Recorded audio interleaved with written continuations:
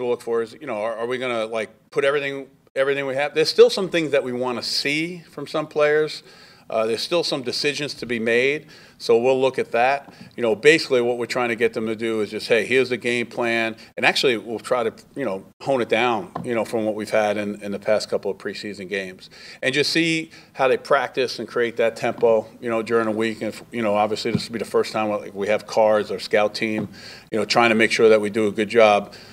My point of emphasis with the coaches was we have to do a good job with that, because we got to set that expectation right now, that can remain throughout the season. If you don't do a good job on those teams, I really think it hurts you in your preparation, when you're playing. Interesting stuff there from Doug Marrone about the schedule of work ahead of a game like this. And he said on the Doug Marrone show the other night that there might be 15 to 20% of the offense in for this game, and that's it. You would maybe expect a little bit more, but they're going a little shorter here. Right, you're trying to work on things that you're working on for your team that you're going to use throughout the season, not necessarily if you had a matchup with the Atlanta Falcons. You're going to see a little bit of that, and that's where it usually peaks in the preseason is this week. But I think the bottom line on all this stuff, it all goes under the umbrella of preparation for the season. I think that Doug Marrone and this organization have earned the trust of the fan base and anybody else who follows them based on results last year, right? This is his first year as the full-time head coach. He ran an almost identical training camp. This is the philosophy they took, JP. And guess what? With the exception of Allen Robinson, they avoided major injury all year long, so it wasn't like he beat them into the ground.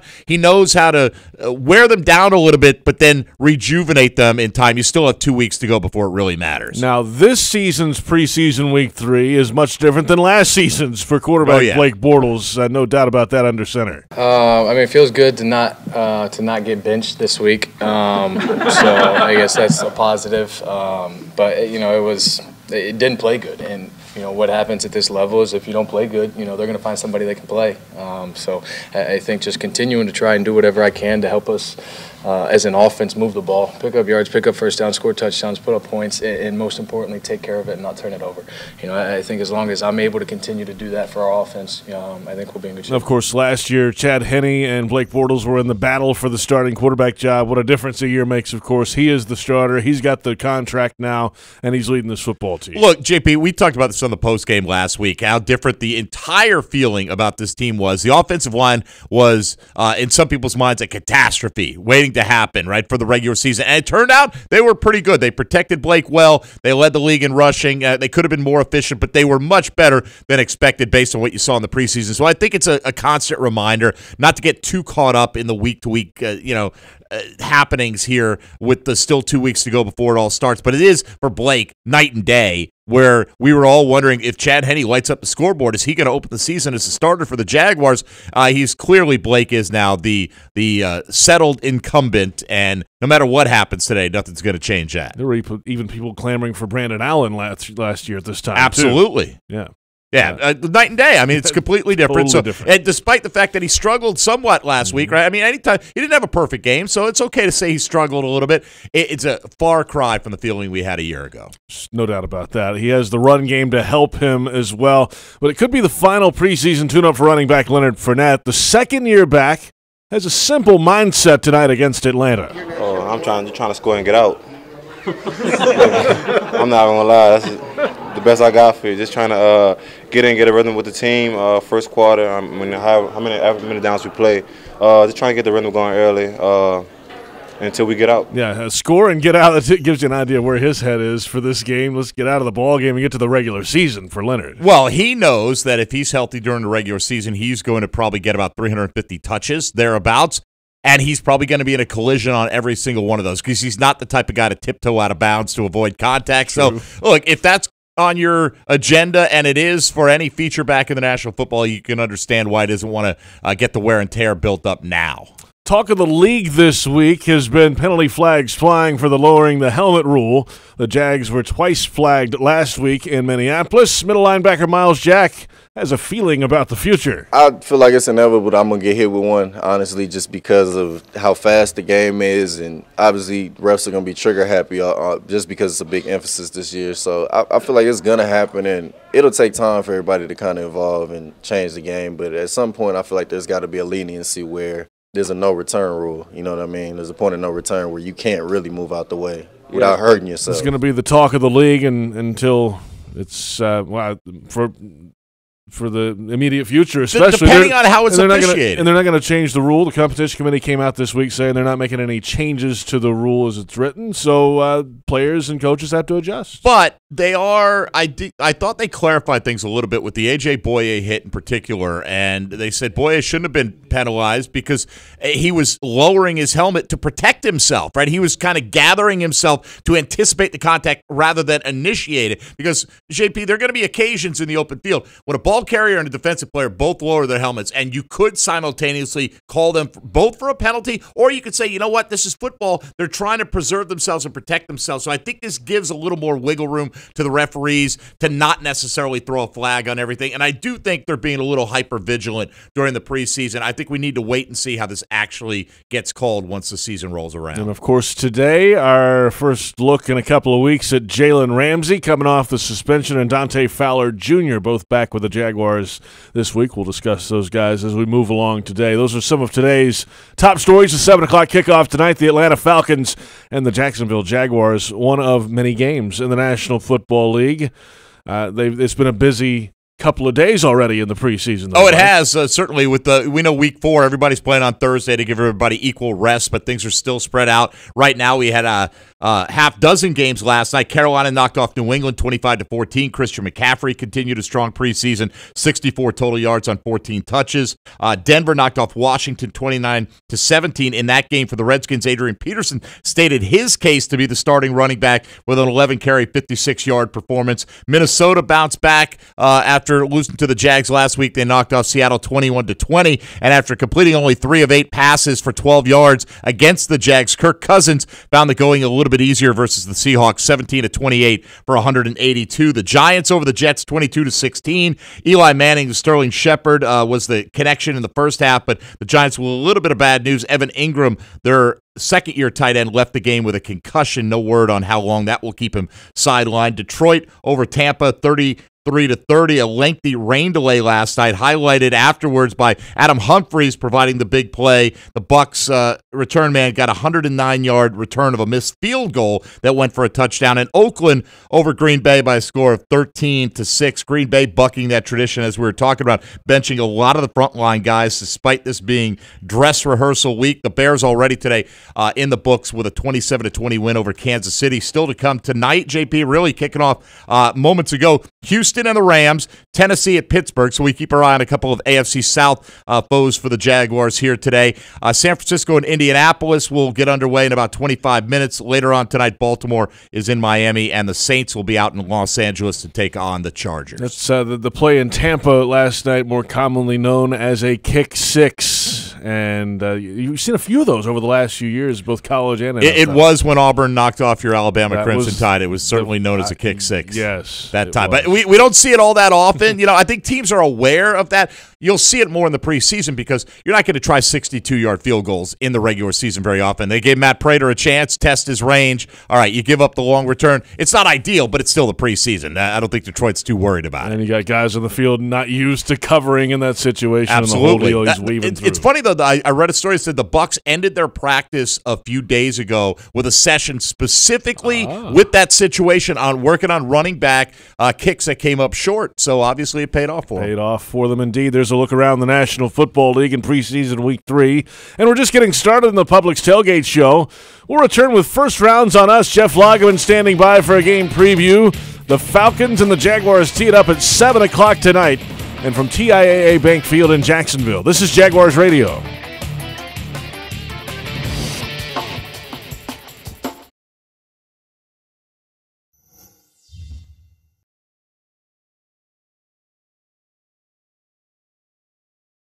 Jaguars owner Shad Khan on creating the best customer experience. Game day is special, and when the Jags take the field, we want every fan to have the best game day possible. That's why we partnered with Dailies. They even have 3 locations in the stadium. They know what makes for a great customer experience. From the kickoff kit program to the way they treat our fans at the game, it's like they say, it's nicer here. I can't think of a better game day partner. I also happen to like their coffee. To experience what Shad is talking about, visit a Dailies at TIAA Bank Field or any of our 26 Jacksonville locations. Did you hear? The last 2 years, the Jaguars returned a punt for a touchdown, earning local families $100,000 towards a Dreamfinders home. Lauren Brooks here, letting you know that could be you this season. Visit any Dreamfinders Homes model and register to win the Take It to the House promotion for your chance at scoring $100,000 towards your Dreamfinders home. Dreamfinders Homes, homes built to fit your lifestyle. Storm season is here, and JEA is doing everything possible to prepare. The more resistant to extreme weather. By updating your contact information and signing up for alerts, you'll also be better prepared if a storm hits. And in the event we need to restore your power, we can keep you up to date on our efforts and get you back to normal sooner. Update your contact info today at JEA.com. JEA, building a more prepared community.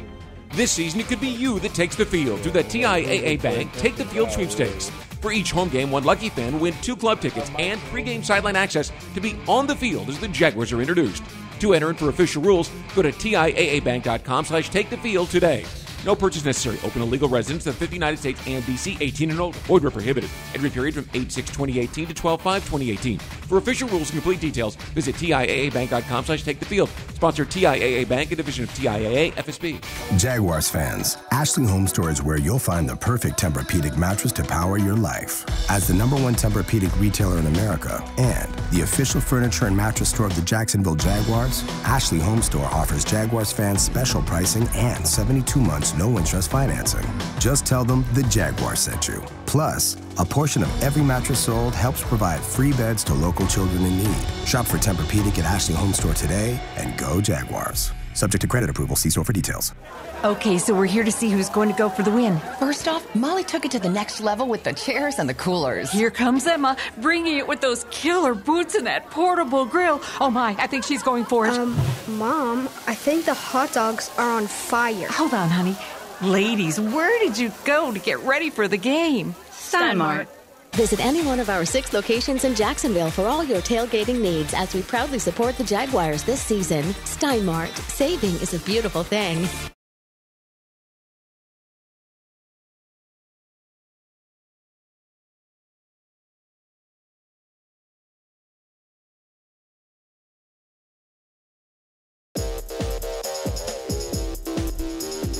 JP Shadrick, Mike Dempsey from the HannaniaAutos.com studio, TIAA Bank Field in Jacksonville. The Falcons and the Jags coming up at 7 o'clock tonight.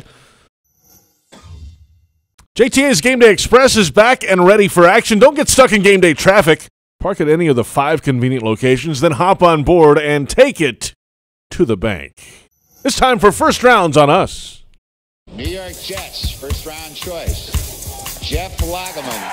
Jacksonville Jaguars have selected tackle Southern California, Tony Baselli. Only way to the top is looking out for #1. And that's us. Keep looking out for #1. We've got one half of the duo this week. Tony Baselli is obligated elsewhere right now. But Lageman is in here. Yes, he is. Jeff Lageman. Pete Rozelle had a little difficult time pronouncing my name. You would think that all potential first-round picks, he might understand how to pronunciate the name so he can announce the pick surprised everybody, apparently, Lageman. Remember? Lageman. I mean, come on now. So here we go. Preseason week 3. You know, as Doug talked about the other night, we asked him, you don't want to get anybody hurt. What do you really want to get out of this thing? That's basically what it was. Get some work in, keep everybody healthy, and let's get to week 1. Right? Well, and we kind of, I was thinking, I don't know if we actually brought this up as far as bringing it up, but we were kind of thinking that maybe there would be some select players that may not go. You know, because first thing that comes to mind, and he brought it up with one of the other players in the National Football League, and he was telling the coach, hey, I need this to get ready. It's Curtis Martin back when he was with the Jets. And so I'm immediately thinking that the one guy on the Jaguars roster that would probably have the clout to say, hey, look, I need this to get ready, in preseason game number 3, be Calais Campbell. And what did he say? He said, playing him. He said, I'm playing his rear end. I'm not going to use the word he said. He said, I'm going to play his rear end. So look, he kind of, this is old school. I mean, this is going back many years to where, in the first preseason game, you'd get a series 2, and then the second preseason game, you might go almost to the half, and then the third preseason game, you go the first half and come out, to begin the second half. And all indications are that's kind of what we're going to see out of this football team tonight. And I think that the Atlanta Falcons will be vastly different. Much like the Vikings were different than the Jaguars in last week's game, the Falcons are going to be different. But Doug Marrone, Tom Coughlin, Dave Caldwell, they don't care. They've got their plan. Right, and I think as JP and I discussed earlier, Jeff, you got to trust their plan because it worked last year, right? They've built up that kind of trust, I think, certainly. But I think it is changing around the National Football League because it used to be in the first few weeks, everybody had a different plan, but week 3 was pretty across the board. You're going to see guys play into the third quarter, and now Green Bay shut it all down last night. Dallas says, you know what, we got injuries on the offensive line. We're not risking our guys. Atlanta not playing Julio and Freeman here in the preseason. So I do think the tide is starting to turn league-wide. Not everywhere. Certainly here in Jacksonville it's not the case, but I do think that's where things are moving in the future. I think it's kind of whatever is hot. Whatever's working in the National Football League. So, if all of a sudden the Jaguars come out and have another great year again, other teams are going to go, hey, you know what, that Jacksonville football team, how do they do it? They're going to take a look at it, and it's a copycat league, just like you go back to when Jimmy Johnson and Jerry Jones got together in Dallas with the Cowboys, and he instituted this year-round training, and they had success. Next thing you know, everybody in the league wanted to do it, because it was working. So whatever's working in the National Football League, other teams are going to emulate. So you never know what it's going to be. Jeff Lageman with us. First round's on us ahead of the Falcons and the Jaguars. A couple of offensive linemen back on the practice field this week, Andrew Norwell and Jeremy Parnell. Brandon Linder, they didn't really say, but you have an idea he won't go today, just coming off the knee. They wanted to be very careful. If there's any question, Doug said, they haven't said officially, but you would guess he's not going to go. So you're going to have 4 of the 5 offensive linemen out there. Norwell, first look for him. Parnell coming off battling some knee stuff. It's good to have those guys at least get something together. You're looking at me weird. Because, here we are, we're talking about, Norwell returning. We're excited to watch him, right? Parnell, excited, to watch him return to the lineup, but we kind of know what he is, So here we are talking about 2 new guys. We're not really paying much attention to Shatley's probably going to get the start at center for Linder. Mm-hmm. But the biggest story and the most attention is going to go on the left tackle, Cam Robinson, who struggled mightily last week against Danielle Hunter, a fantastic player for the Minnesota Vikings. And to be quite honest with you, if Cam Robinson, played against Danielle Hunter more, Danielle Hunter would have had one of the maybe career best games in the history of the National Football League. And there's like 5 or 6 consecutive plays that Danielle Hunter, took it to Cam Robinson. It was pretty bad. So you hope that, getting Norwell back at left guard kind of helps stabilize a little bit of what Cam Robinson's doing. But at the end of the day, he's still got to block guys by himself. So for me, I trust Parnell. I do. I trust Norwell because, these are guys that have been around the block a long time. Mm-hmm. I'm more concerned about Cam Robinson, and some people would say, well, why are you concerned about him last year? He was fine. Well, he was at times, but then there was also some points where he struggled last year, and this year he's struggling, and he looks a little big, maybe a little bit overweight. So, it's just something to keep an eye on, and it's something I'm going to be watching. I know Baselli's going to be watching it. He's played the game left tackle, and he's hard on him now. He's hard on Cam Robinson because Cam Robinson, has got a lot of talent, and Tony wants to see more out of it, and rightly so. I think everybody wants to see Cam Robinson do better because he loves the game, and he works very hard at it. And he's an Alabama product, JP, so I know you're cheering loud for him. And that's the thing. It's something you have to do, as Baselli said earlier in the week. You can't just do it at practice. You can't just do it in the game. You got to go get some work on the side and work through some technical things. Well, because some of the stuff, and I don't want to say that it's elementary because, elementary kind of gives the impression that it's something that he should have learned a long time ago because that's not really what it is. But it's the foundation of playing left tackle and it's footwork.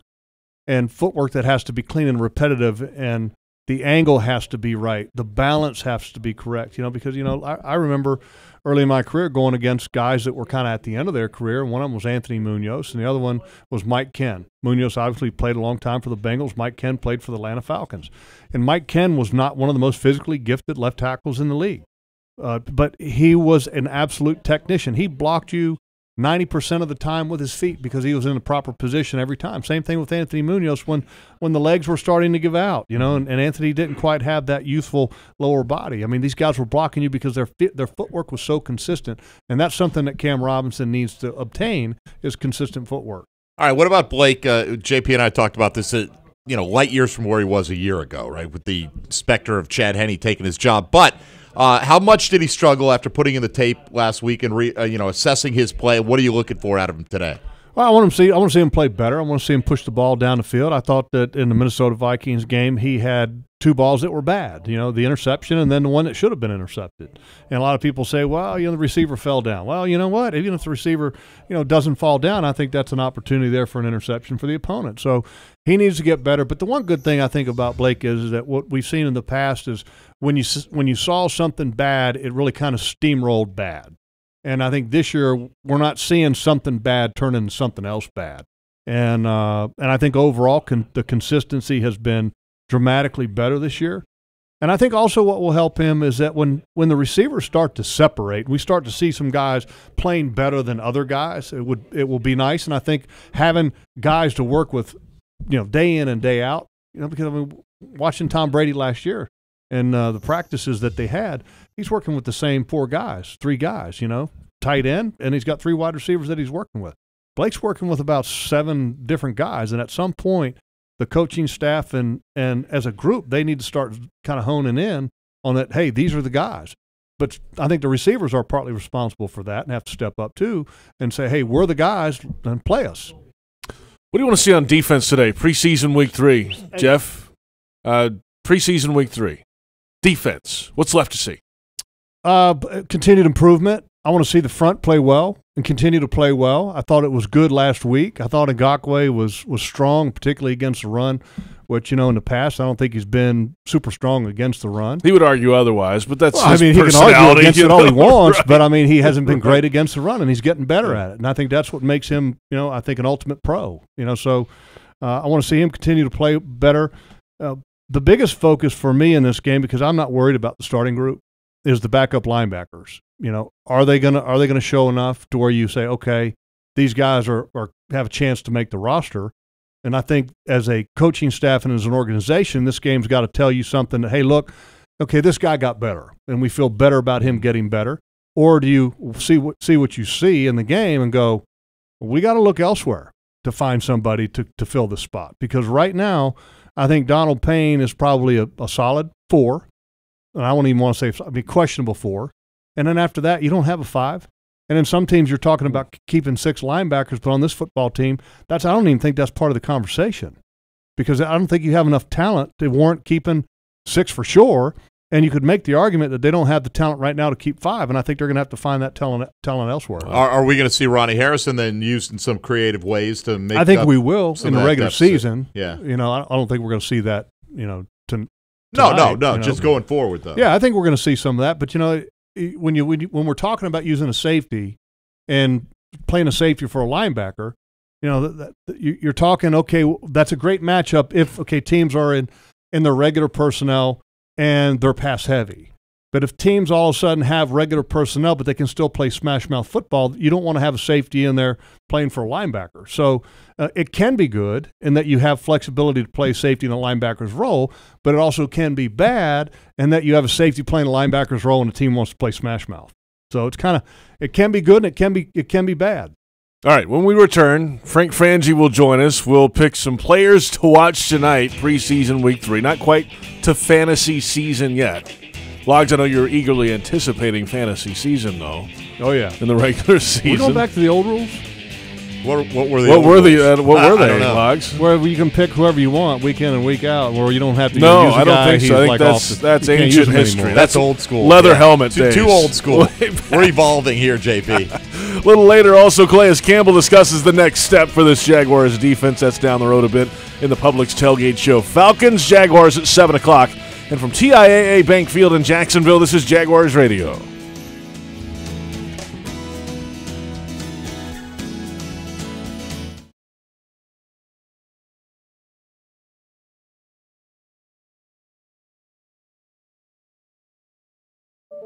At ViStar, we believe in better.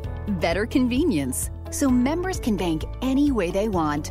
Whether it's at a branch, on a mobile device, or at one of more than 20,000 fee-free ATMs across North America. We believe that people have better things to do with their time. If you believe that convenience is better, join ViStar. We never forget that it's your money. All loans subject to approval, insured by NCUA. I just saved hundreds of dollars by switching to Geico. I'm as happy as a clam. Disclaimer. Geico cannot guarantee you will be, quote, as happy as a clam, unquote. The Geico legal team cannot accurately verify clams even experience the complex human emotional state known as happiness. As an invertebrate mollusk living half submerged on the ocean floor, with no arms, legs, or wireless access, what's there to be happy about? A clam's all like, oh, I'm so happy I didn't get turned into New England clam chowder today. Pronounced regionally as chowder. Chowder. Oh, that's so fun to say. What were we talking about again? Geico. 15 minutes could save you 15% or more. Does your small business internet provider promise a lot? Let's hear who really delivers. Comcast Business offers gig speed in more places and lets calls from any of your devices appear to come from your business number. Other providers don't. Call 1-800-501-6000 to get 75 megabit internet from Comcast Business for $49.95 per month for 2 years when you get 2 voice mobility lines. Offer ends 9/21/18. Restrictions apply. Not available in all areas. 2-year term required. Early termination fee applies. Require subscription in 2 Comcast Business voice mobility lines and additional regular monthly rates. Equipment, tax, and fees extra and subject to change. Call for details. Looking to tailgate your dream RV this football season? Visit Campers Inn RV and shop their huge selection of fifth wheels, motorhomes, and travel trailers from the top manufacturers. Plus, with their integrity pricing guarantee, you'll never pay more for freight or dealer prep. There are no hidden fees in their prices ever. As a proud sponsor of the Jacksonville Jaguars, they're offering this season's game attendees $500 off the purchase of a new RV. Just show them your ticket. Visit Campers Inn RV, the RVer's trusted resource, I-10 West, exit 351, or campersinn.com today. Technology today is always changing, but one thing has remained consistent for the past decade in Jacksonville. CSI Tech is your partner for finding the top IT talent in Northeast Florida. Across the full spectrum of IT positions, CSI Tech can find the right fit for you. And with their award-winning People Done Right philosophy, you can feel confident in the results. Call CSI Tech at 800-582-0828 or go to peopledoneright.com and partner with CSI Tech, part of the CSI companies and proud partner of your Jacksonville Jaguars. Are you suffering from shoulder pain? If you have clicking and popping in the shoulder joint, persistent pain that intensifies with use, an inability to lift your arm over your head, or a tingling, burning sensation in the shoulder, elbow, or wrist, waiting to see a doctor could make your injury worse. Baptist Health and Jacksonville Orthopedic Institute have innovative and effective treatment options available right now to relieve your pain and restore your mobility. Don't wait. Call 904-JOI-2000.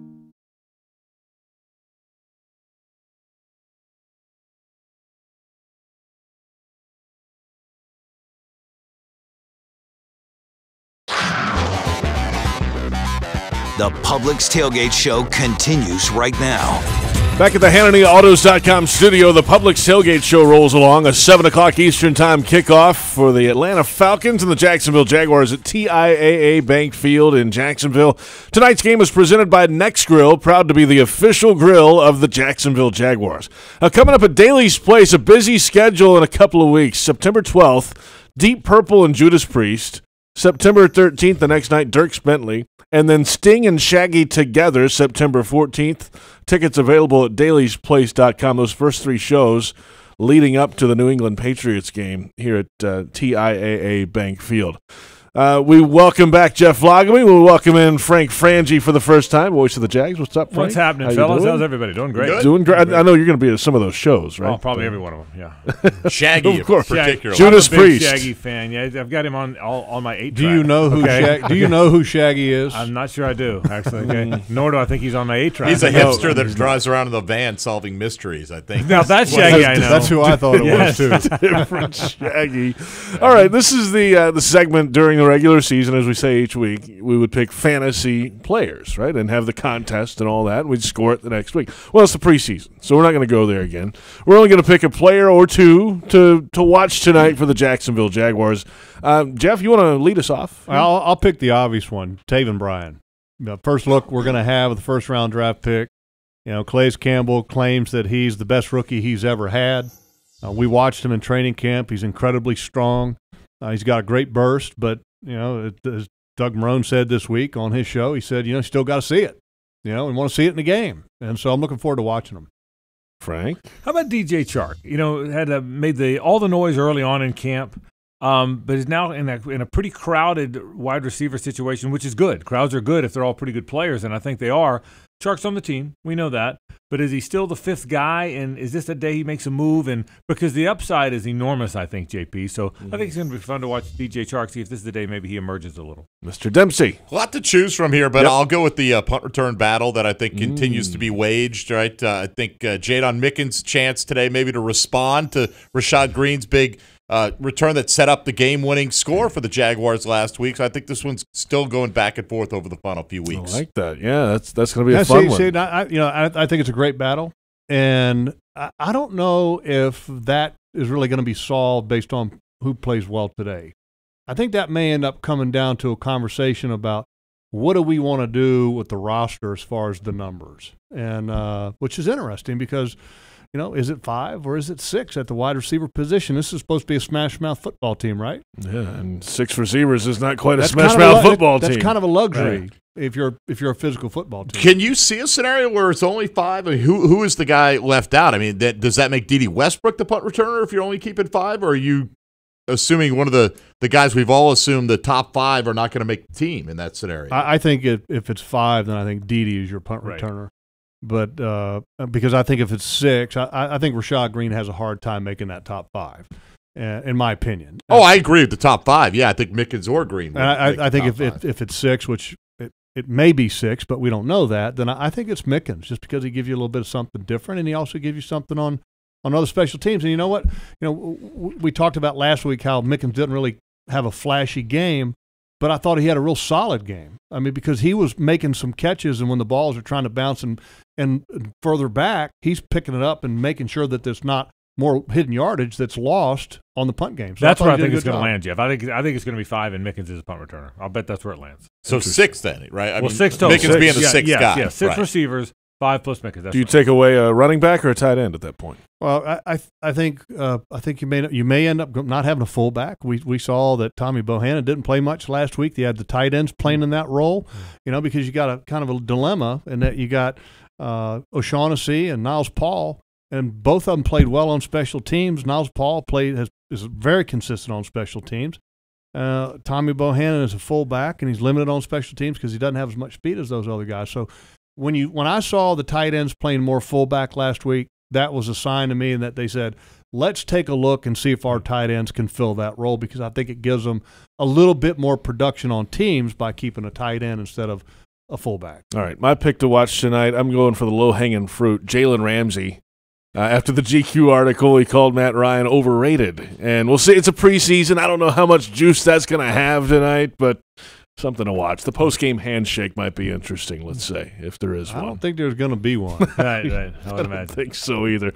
Well done, Logs. We'll talk to you in a little while. You got it. Jeff Lageman with us here on the Publix Tailgate Show.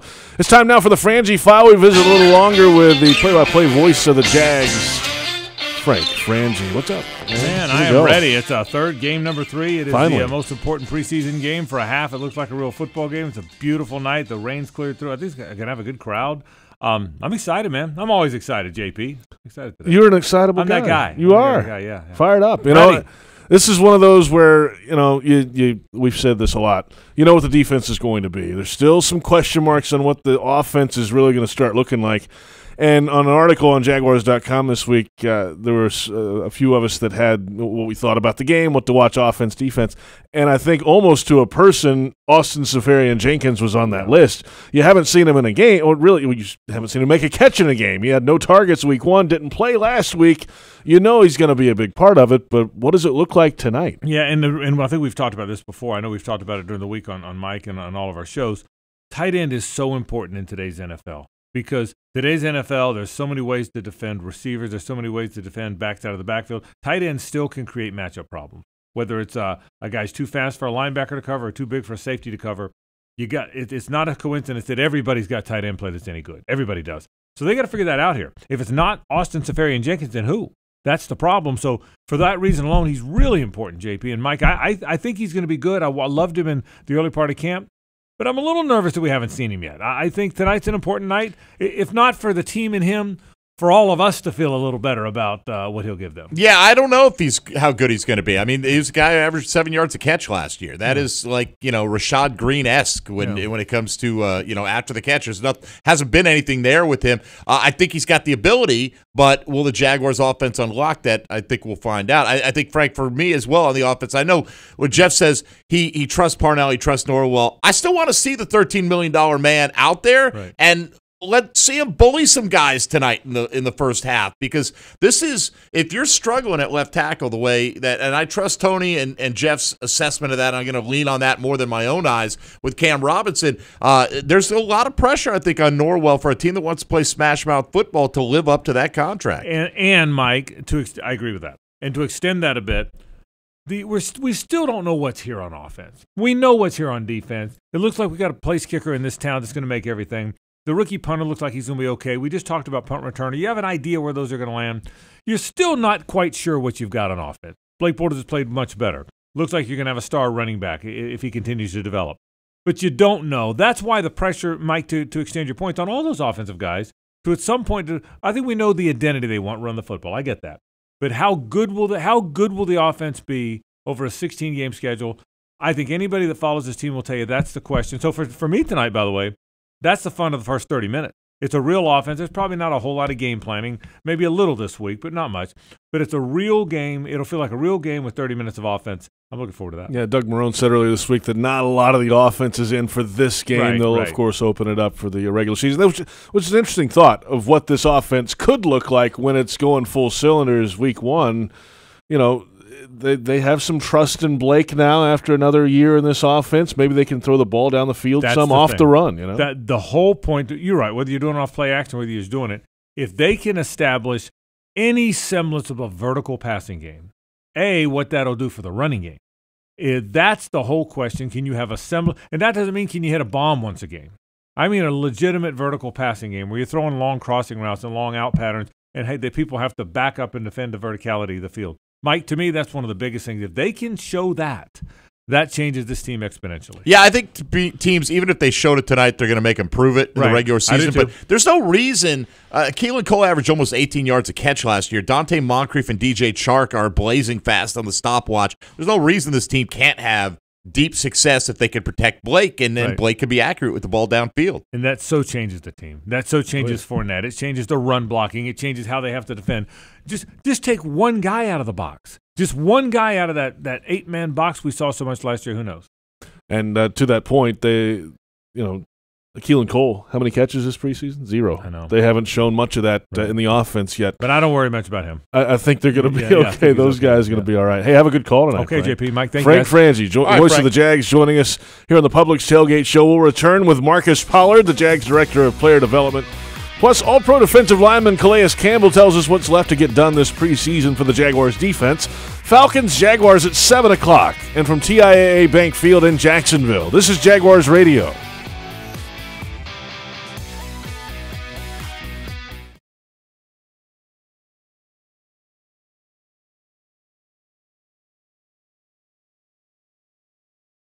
This is Josh Lambo of the Jacksonville Jaguars alongside my dogs Lana and Wyatt.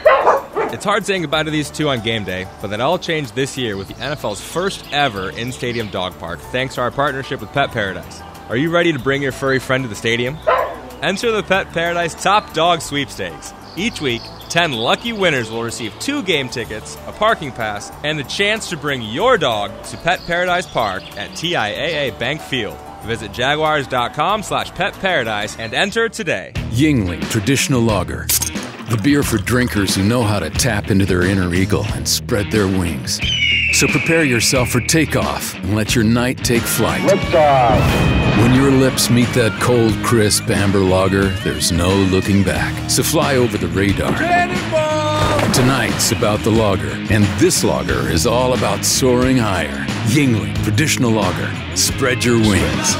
DJ Yingling & Son, Pottsville, Pennsylvania. Please drink responsibly. It only takes a drop of water to cause someone to slip and fall, but it takes a lot more to prove that your injuries were the result of negligence. The store said the floor was dry.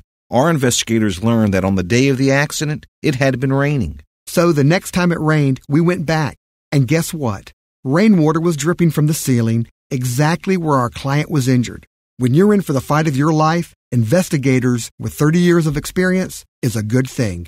Farah and Farah, Jacksonville. Be the MVP of your next tailgate with the official wing of the Jacksonville Jaguars from Dick's Wings and Grill. Whether at the stadium or cheering from home, game day every day with Dick's 365 wing varieties, burgers, wraps, and more. And for somewhere to catch all the sports action, Dick's Wings and Grill's 23 area locations have been a local fan favorite for more than 20 years. For the best wings, ice-cold craft beer, and best fans, feed where the big cats feast. Visit DicksWingsAndGrill.com for a location nearest you. Proud partner of the Jacksonville Jaguars. This is the Pepsi that your father drank and your grandfather drank. When I was your age, we were. This is the Pepsi that your Uncle Ted drank when rock sounded like this. This is the Pepsi for American pastimes. Whether you're tailgating at a speedway or courtside watching your favorite player make a breakaway, he scored! This is the Pepsi for those who are forever fun. This is the Pepsi for every generation. Brooks Rehabilitation is the official rehabilitation provider for the Jacksonville Jaguars. Brooks offers rehabilitation services such as inpatient care, outpatient therapy, skilled nursing, home health, assisted living, and memory care. They also have a wide range of community programs, as well as a comprehensive pediatric program. Brooks offers high-quality care from their expert clinical team to help you meet your rehabilitation goals. To learn more, visit brooksrehab.org. That's brooksrehab.org.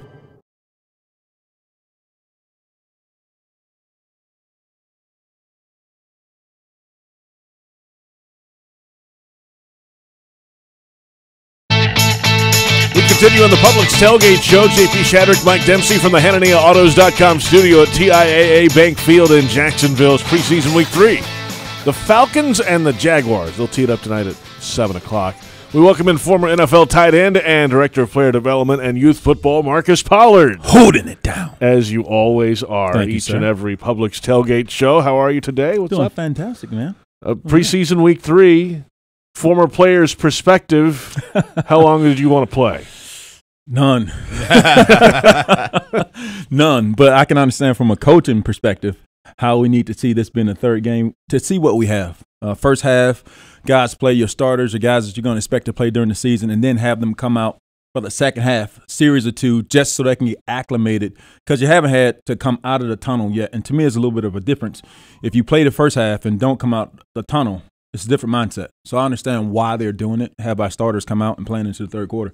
One of the starters that we haven't seen a lot of, and obviously we talk to you about tight ends every week, but Austin Seferian-Jenkins didn't play last week. They did, Marcus, however, take some shots down the field, up the hashes to the tight ends. Is this something you expect to be a significant part of the Jaguar passing game this year? I like to think so. I think with the run game being so strong, you get those linebackers and those safeties sucked up to try and stop the run. You just take shots over the top.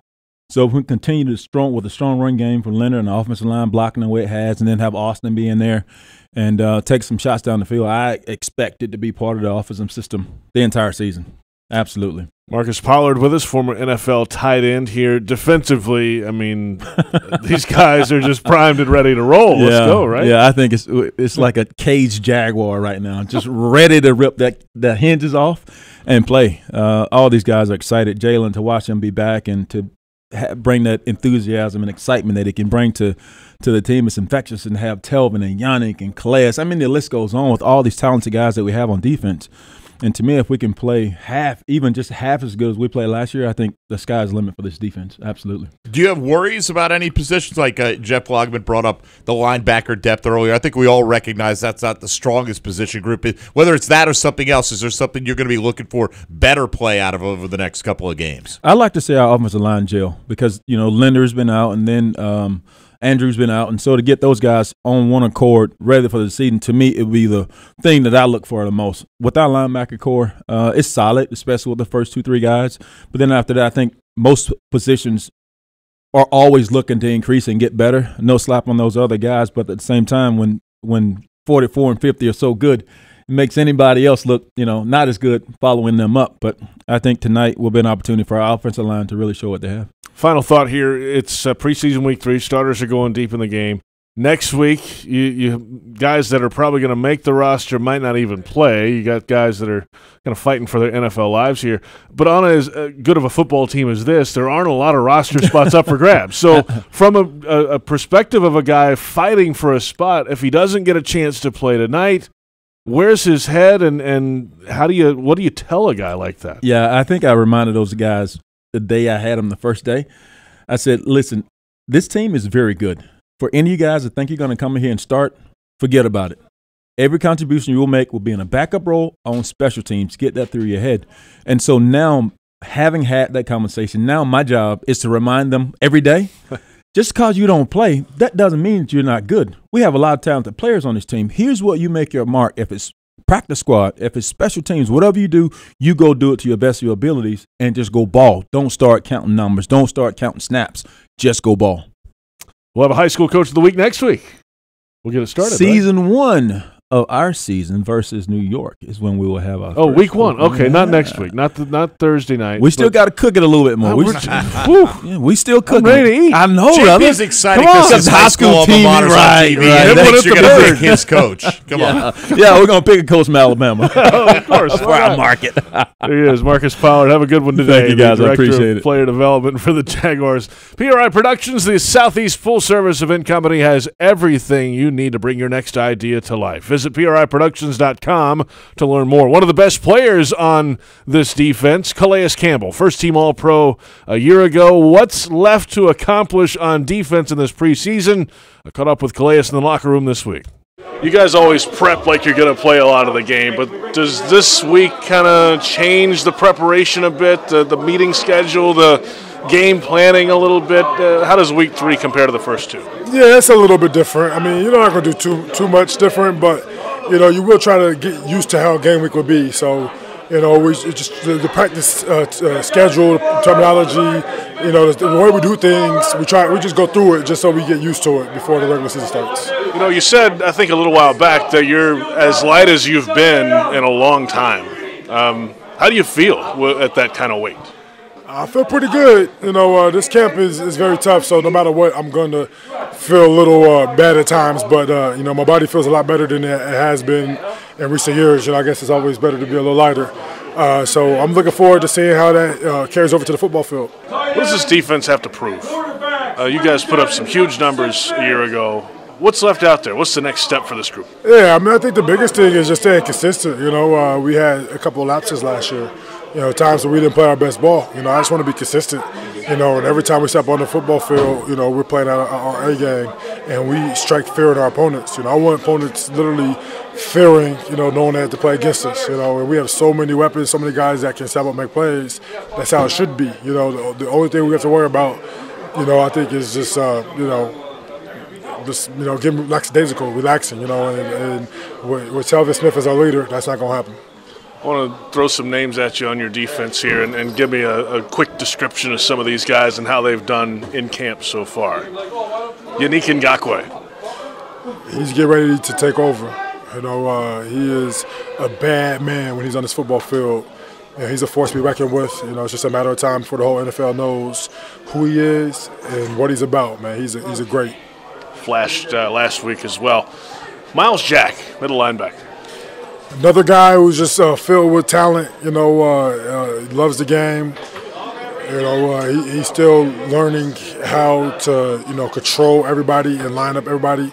But you just see him, he's took it with a smile, and he's done a great job. Everybody's on point. He has the hardest job on the football field for a defender. And he wears it with a smile. He's a young guy, but he's matured, a lot since last year to this year. And he's a guy that I expect a lot of big things out of. All right, last name we're going to throw at you here, Jalen Ramsey. Rock star, he knows how good he is, and I believe that every time he steps on the football field, he wants to prove to the world, that he's the best in the game. And I love that about him. That right there is going to make us all better. He challenges guys, and he really wants to be the best. He wants to win championships. So, he's a guy I want in my foxhole. Final thought with you here, Calais.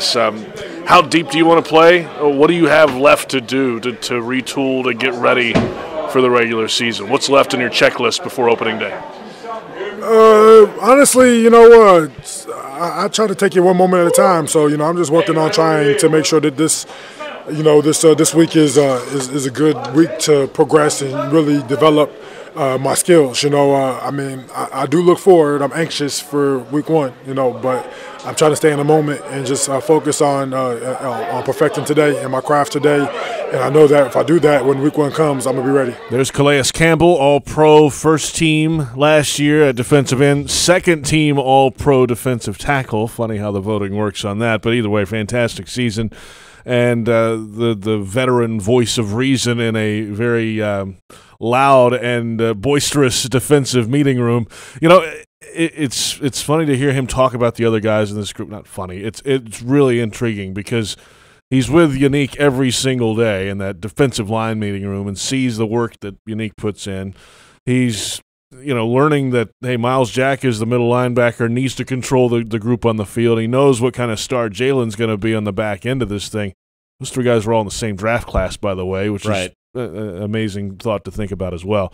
But having his perspective on those three up-and-coming stars and having them all together on the same team is pretty remarkable. Well, and it doesn't stop there. We could go and list another half dozen names that could be impact players for the Jaguars just on that side of the ball this year, JP. I mean, Calais had the best year of his career statistically last year, and you wonder what he could have done, in terms of the sack totals had he not played in a 3-4 defense. And, you're asked to do different things, take on more of a run-stopping responsibility as an end in a 3-4 and not be as much of a penetrator. He was fantastic with the 14.5 sacks.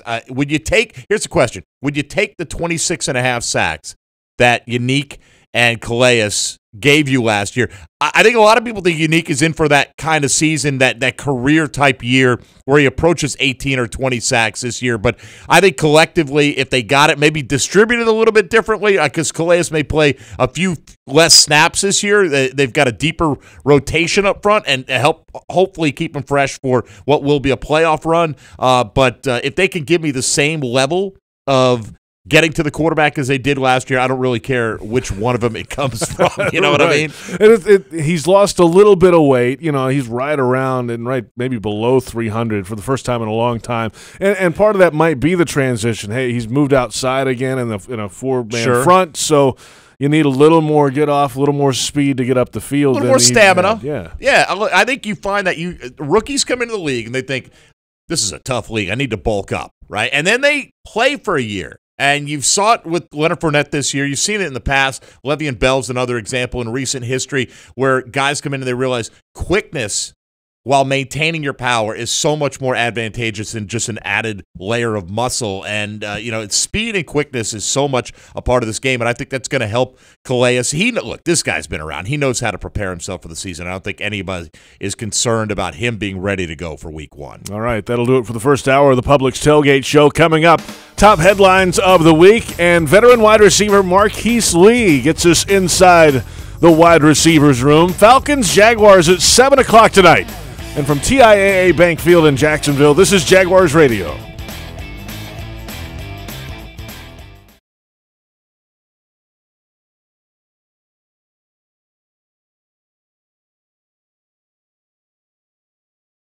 Hi, this is Tony Baselli. It's no secret that I love the sandwiches at Daly's Dash. But there's one sandwich that stands above the rest of them, and it keeps me coming back over and over again. It's called the Boss. They pile that bad boy with lots of roast beef, Munster cheese, roasted mushrooms, caramelized onions, and of course some Dash sauce. Which, as much as I travel during football season, this sandwich is one more thing that makes me eager to get back to Jacksonville. I could eat the Boss every day.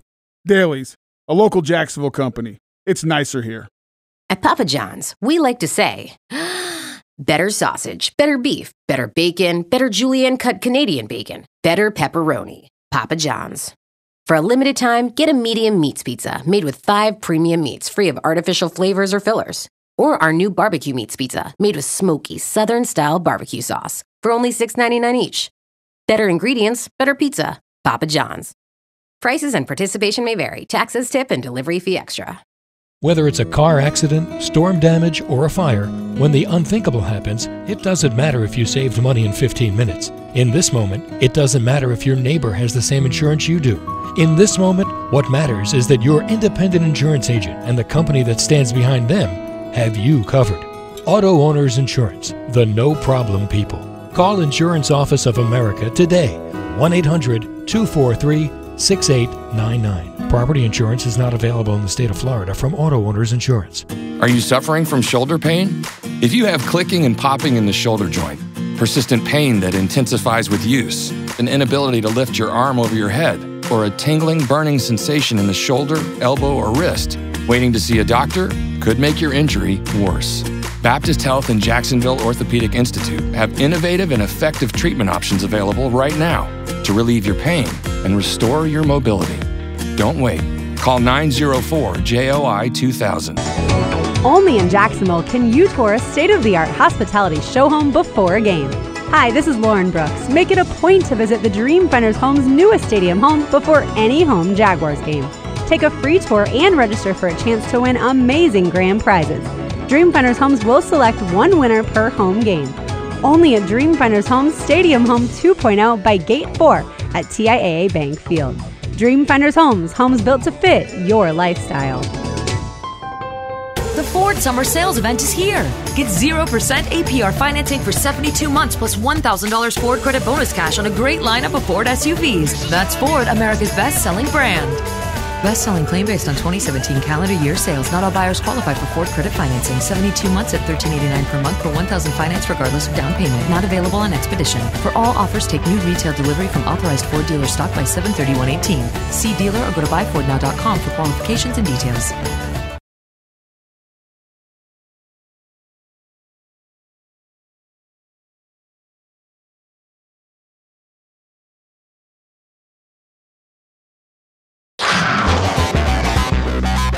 The Publix Tailgate Show continues right now.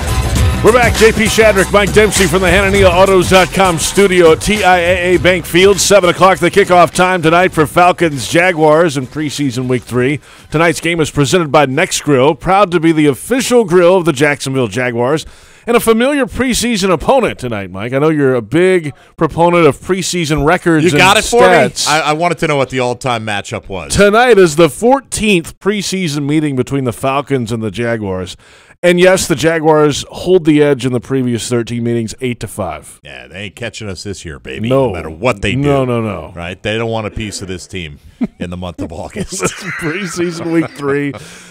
This Falcons team might have a different perspective on this. Julio Jones is not going. Right. Starting running back Freeman's not going. You'll see Matt Ryan, who knows how long.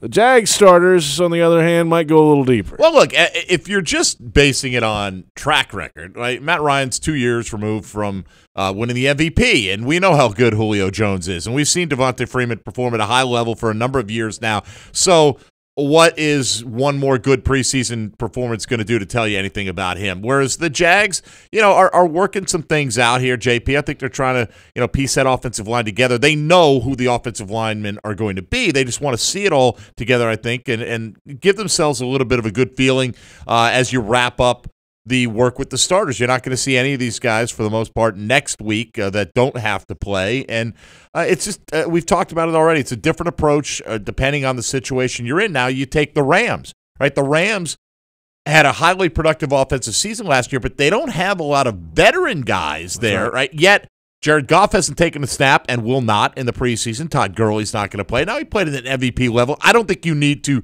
risk your running backs all that much, but it's interesting that you got a team like that is based on counting on a deep playoff run this year. Their quarterback's not going to play a single snap in 4 preseason games. That's pretty amazing, actually. And that tells you how things, different philosophies, different ways to go about this thing depending on the organization. Let's get to today's top stories. We start off with the playing time for the starters. Different philosophies, different coaches. Doug Marone's philosophy is pretty simple about playing time in preseason week 3. See, I think you have to play. That's more been my philosophy. I like to gradually build it up, and I like those guys to play, just, mentally, play together, communication. I think there's a lot more that goes into it. I think if someone has the potential of, maybe they're just feeling off or from a standpoint of injuries, then I take that player right out. There's no need to put him in that situation. But, I've always believed that you get better by playing, faster than you do by practicing. So, I tend to like to, play our starters in a third preseason game. I think you put it well, Mike. They're still working things out. They need to see game action, and that's what Marone grades most highly. Right. Maybe next year, let's say this team returned intact next year, but had a spectacular run to a Super Bowl championship, right? Well, maybe you wouldn't need to see these guys as much. And look, philosophy's evolved as well, right? We remember a certain Tom Coughlin here in the early days of the Jaguars organization, and then he became a bit of a different coach as time went on in New York. So, will Doug Marone always adhere to this philosophy? Maybe, maybe not. But for now, in the window that we're working with, 1 year as the head coach here, you can't argue with the results that they got last year. Cam Robinson in the spotlight this week at left tackle, part of the first team offensive line back on the field. Andrew Norwell's back at left guard. Jeremy Parnell will get some time at right tackle. Probably not Brandon Linder. For Robinson, having the line together is a good thing to see before the regular season. And yes, he does know he has some room to improve this week. I mean, yeah, it's all good whenever you can have the first unit working together. So, I mean, it just kind of builds that trust, and, you know what I'm saying, just helps us become one unit. Didn't play my best game. It was one game. Be all right. Yeah, that's about all Cam had to say about the game last week, which, he's working through some things too, and he gets it. If that's what all it was is a bad game, then nobody's going to care, right? Nobody cares what happens 3 weeks before the season starts. But if it's indicative of him maybe not taking a step forward in year two, JP, I think you just automatically expect a young guy to get better going into his second year. I think that's the assumption that you have, and not everybody has that. You have the sophomore slump sometimes. I'm not saying that's going to afflict Cam Robinson, but I trust Tony Baselli. I trust Jeff Logman when it comes to evaluating offensive line play. And when they say he needs to pick it up, I'd like to see that tonight, because you counted that as a position that you thought, okay, that's going to be on the rise. You put Norwell and Linder next to him. That's going to be a dominant side. Right now, if Robinson plays like he did last week, it's going to be less than dominant. Helmet rule, a topic throughout the league this week, and certainly in this Jaguars locker room, with 2 penalties a week ago called on the Jaguars defense. Defensive tackle Malik Jackson knows there are adjustments to be made. I think that we might all get hit, because they're trying to find an even, scale to put it on. I think the other day Bouye got hit with one, which is kind of, not to talk about NFL refs, but it's kind of crazy to me because he put his head on the side, I'm trying to find an understanding of what you're supposed to do, because I don't know what else he could have done, But we'll get an answer back, and we'll see, and we'll try to grow as players and get an understanding. But that's what we have to do, and the league makes rules, and we have to adjust to them. Sounded like there was some clarification on the Bouye one, though, which is right. nice. The league said that, in hindsight, reviewing that he lowered his head to protect himself as opposed to initiate contact. And so it's a bit of a gray area, but I think it does give the referees a little bit of wiggle room now on some of the traditional plays that we see in open space. A running back comes around the corner, and he's one-on-one with a linebacker or a defensive back, and they both kind of lower their heads. Are they doing it to inflict damage on the other guy, or are they doing it to both simultaneously protect themselves? And we haven't considered that aspect of it. We considered, could they both be flagged at the same time? Yes, they technically could, but it seems like in these traditional type situations where guys are just kind of hunching up to absorb the blow, maybe the refs are going to back off on that a little bit. We move to wide receivers now. Second-round draft pick DJ Chark Jr. has flashed some in this preseason, and it's a receivers group with some guys that can play multiple positions in the scheme, something the rookie Chark knows can help this entire offense. Everybody is getting to the point where we are interchangeable, and that's the biggest thing. Like early on in the preseason, I've been able to go in with the ones and take out any guy that's gassed at the time, which is big, because if I'm stuck at one position, I can only wait for one guy to get tired. Coach did a good job preparing me for that. So anytime someone's tired, I can easily roll in, or if I'm tired, somebody can easily roll in, and we work as a group, which is the best thing about it. That's big when you can move guys in and out any of those wide receiver spots. Now, it might not be totally interchangeable, but they're working on it, and there are guys that can play multiple roles here. The more you have that, the less predictable you are, right? Because you can be very predictable depending on personnel packages. So if you have guys that, in one formation, maybe you got a guy playing in the slot, in another formation he's playing on the outside, and you feel equally comfortable in either scenario, that you're not locked into doing certain things on a certain side of the field. Look, this Jaguar team, we talked about it, they don't have that Julio Jones guy at the top of the depth chart, but what they have, you hope, are 5 guys that can contribute, and if you don't know where it's coming from, I think that makes it tougher to stop. Blake Bortles, Jaguars quarterback last week, scrambled on 3rd and goal from the 15-yard line and tried to score on that play. It made some of the coaches cringe, including offensive coordinator Nathaniel Hackett. If you could have heard all of us on the headsets, it's amazing how much fun it would be for people to know what was being said from coaches. But we're all saying, "Go down, go down! What are you doing?" But that's just Blake's personality. I mean, I don't think he cares if it's a preseason game. I don't think he cares what the situation is. We could be playing outside on the concrete, and he's going to do the same thing. I mean, that's just the type of guy he is, and that's why we love him there. The full conversation with Nathaniel Hackett coming up in about 20 minutes, but it brings up the thought of this weekend in the preseason with Taylor and the wrist injury in Cleveland. Cam Newton landed on his head last night at one point, stayed in the game. I mean, those are quarterbacks that, taking shots in the preseason, you don't want to. Those teams don't want to see. Tyrod Taylor's had a great preseason. He's clearly the starter in Cleveland, and it looked like he might have broken his wrist. Instead, he dislocated his pinky, and they're like, "Oh, no big deal. We'll throw him back in the game." Same thing with Cam. He lands on his head. He goes to the blue tent. JP gets checked. He doesn't have a concussion, and he goes back in the game as well. But boy, you don't want guys to play timid, right? But at the same time, I mean, look, it's nice to hear the coaching staff acknowledge what we're all saying. Hey, Blake, what are you doing here, man? It is week 2 of the preseason. We do love that aspect about you, but let's save some of that for the New York Giants and everybody that follows. This portion of the Publix Tailgate Show is brought to you by your Southern Ford dealers. When we return, Lamb at Large. David Lamb is in studio. Also, wide receiver Marquise Lee gives us some insight to where rookie receiver DJ Chark Jr. stands entering preseason week 3. Falcons, Jaguars at 7 o'clock. And from TIAA Bank Field in Jacksonville, this is Jaguars Radio.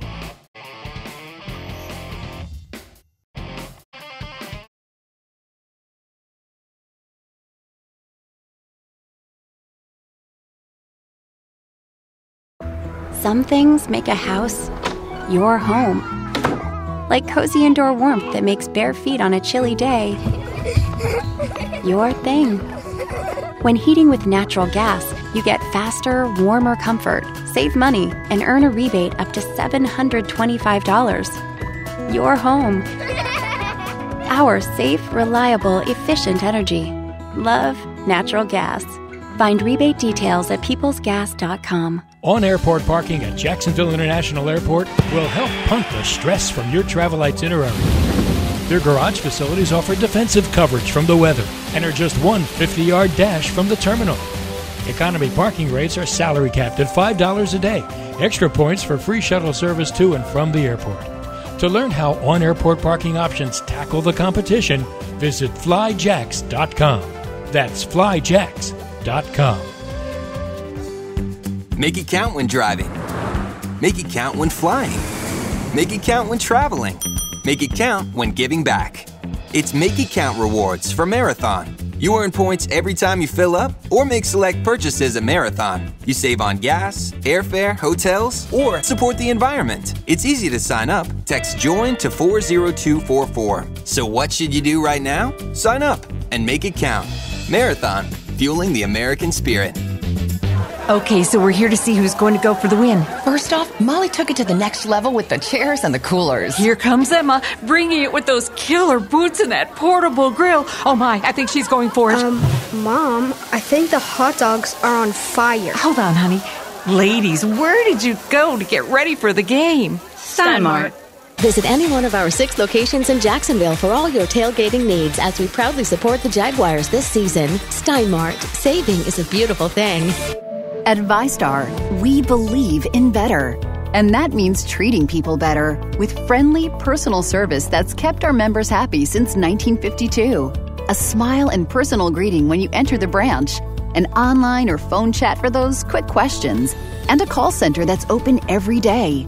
If you believe that great service is better, join ViStar. We never forget that it's your money. All loans subject to approval, insured by NCUA. Does your small business internet provider promise a lot Let's hear who really delivers. Comcast Business offers gig speed in more places and lets calls from any of your devices appear to come from your business number. Other providers don't.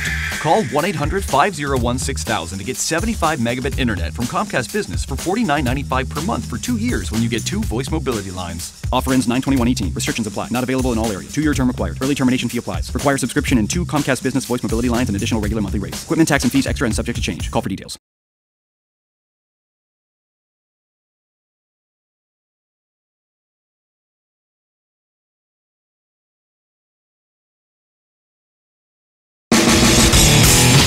JP Shadrick, Mike Dempsey from the HananiaAutos.com studio at TIAA Bank Field in Jacksonville. Preseason Week 3, the Atlanta Falcons and the Jacksonville Jaguars tee it up at 7 o'clock.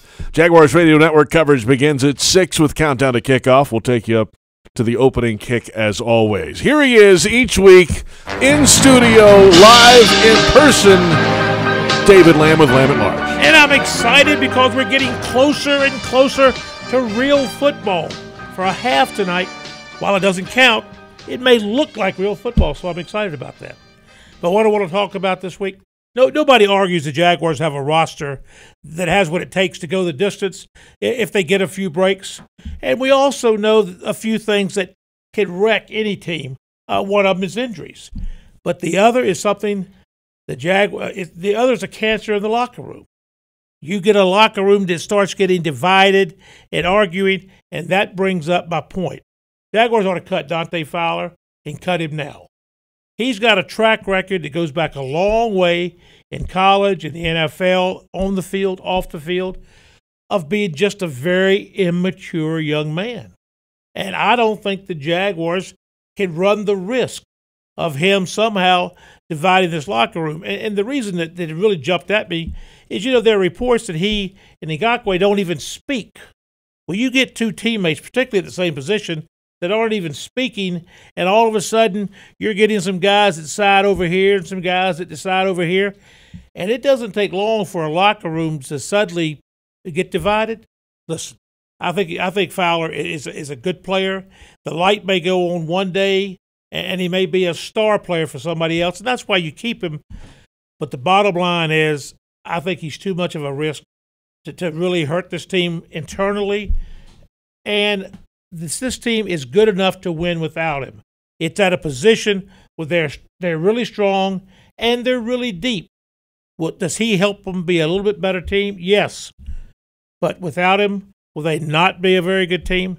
No, they'll still be one of the better teams in the league if they avoid injuries and they get a few breaks and they don't get calls like when Jack picks up a fumble, he goes the distance, and they call it back. Those kind of calls can ruin a season, and you can't control that stuff. But I'm saying right now, cut Fowler. Don't wait for something to happen off the field. Don't wait for another unsportsmanlike conduct penalty at just a horrible time. You go, how could he do that? What's he thinking? We've seen all of this. And again, it's not 1 or 2 incidences. He goes back to when he was at Florida. That was the word on him. And we've seen it happen, I think, too often with the Jaguars. And I just think it's a gamble the Jaguars shouldn't afford to take because they have the wherewithal to go the distance without him. David Lamb with Lamb at Large. My question to you, Dave, is if Dante Fowler's not here, who is the backup pass rusher behind Ngakoue? Well, listen, I know Smoot hasn't shown much, and there's some others, but I do think that you can get by without him. I mean, don't we always talk about this defensive line not only being very, very talented, but very, very deep? In part because of Dante. Well, he is a contributor, but it opens it up for somebody else to step in. They got the first-round draft choice. Maybe he slides in, to one of those positions or into the rotation. I just think they're deep enough. But I'm telling you, if time after time, he sort of reminds me of the 12-year-old boy who gets caught with his hand in the cookie jar.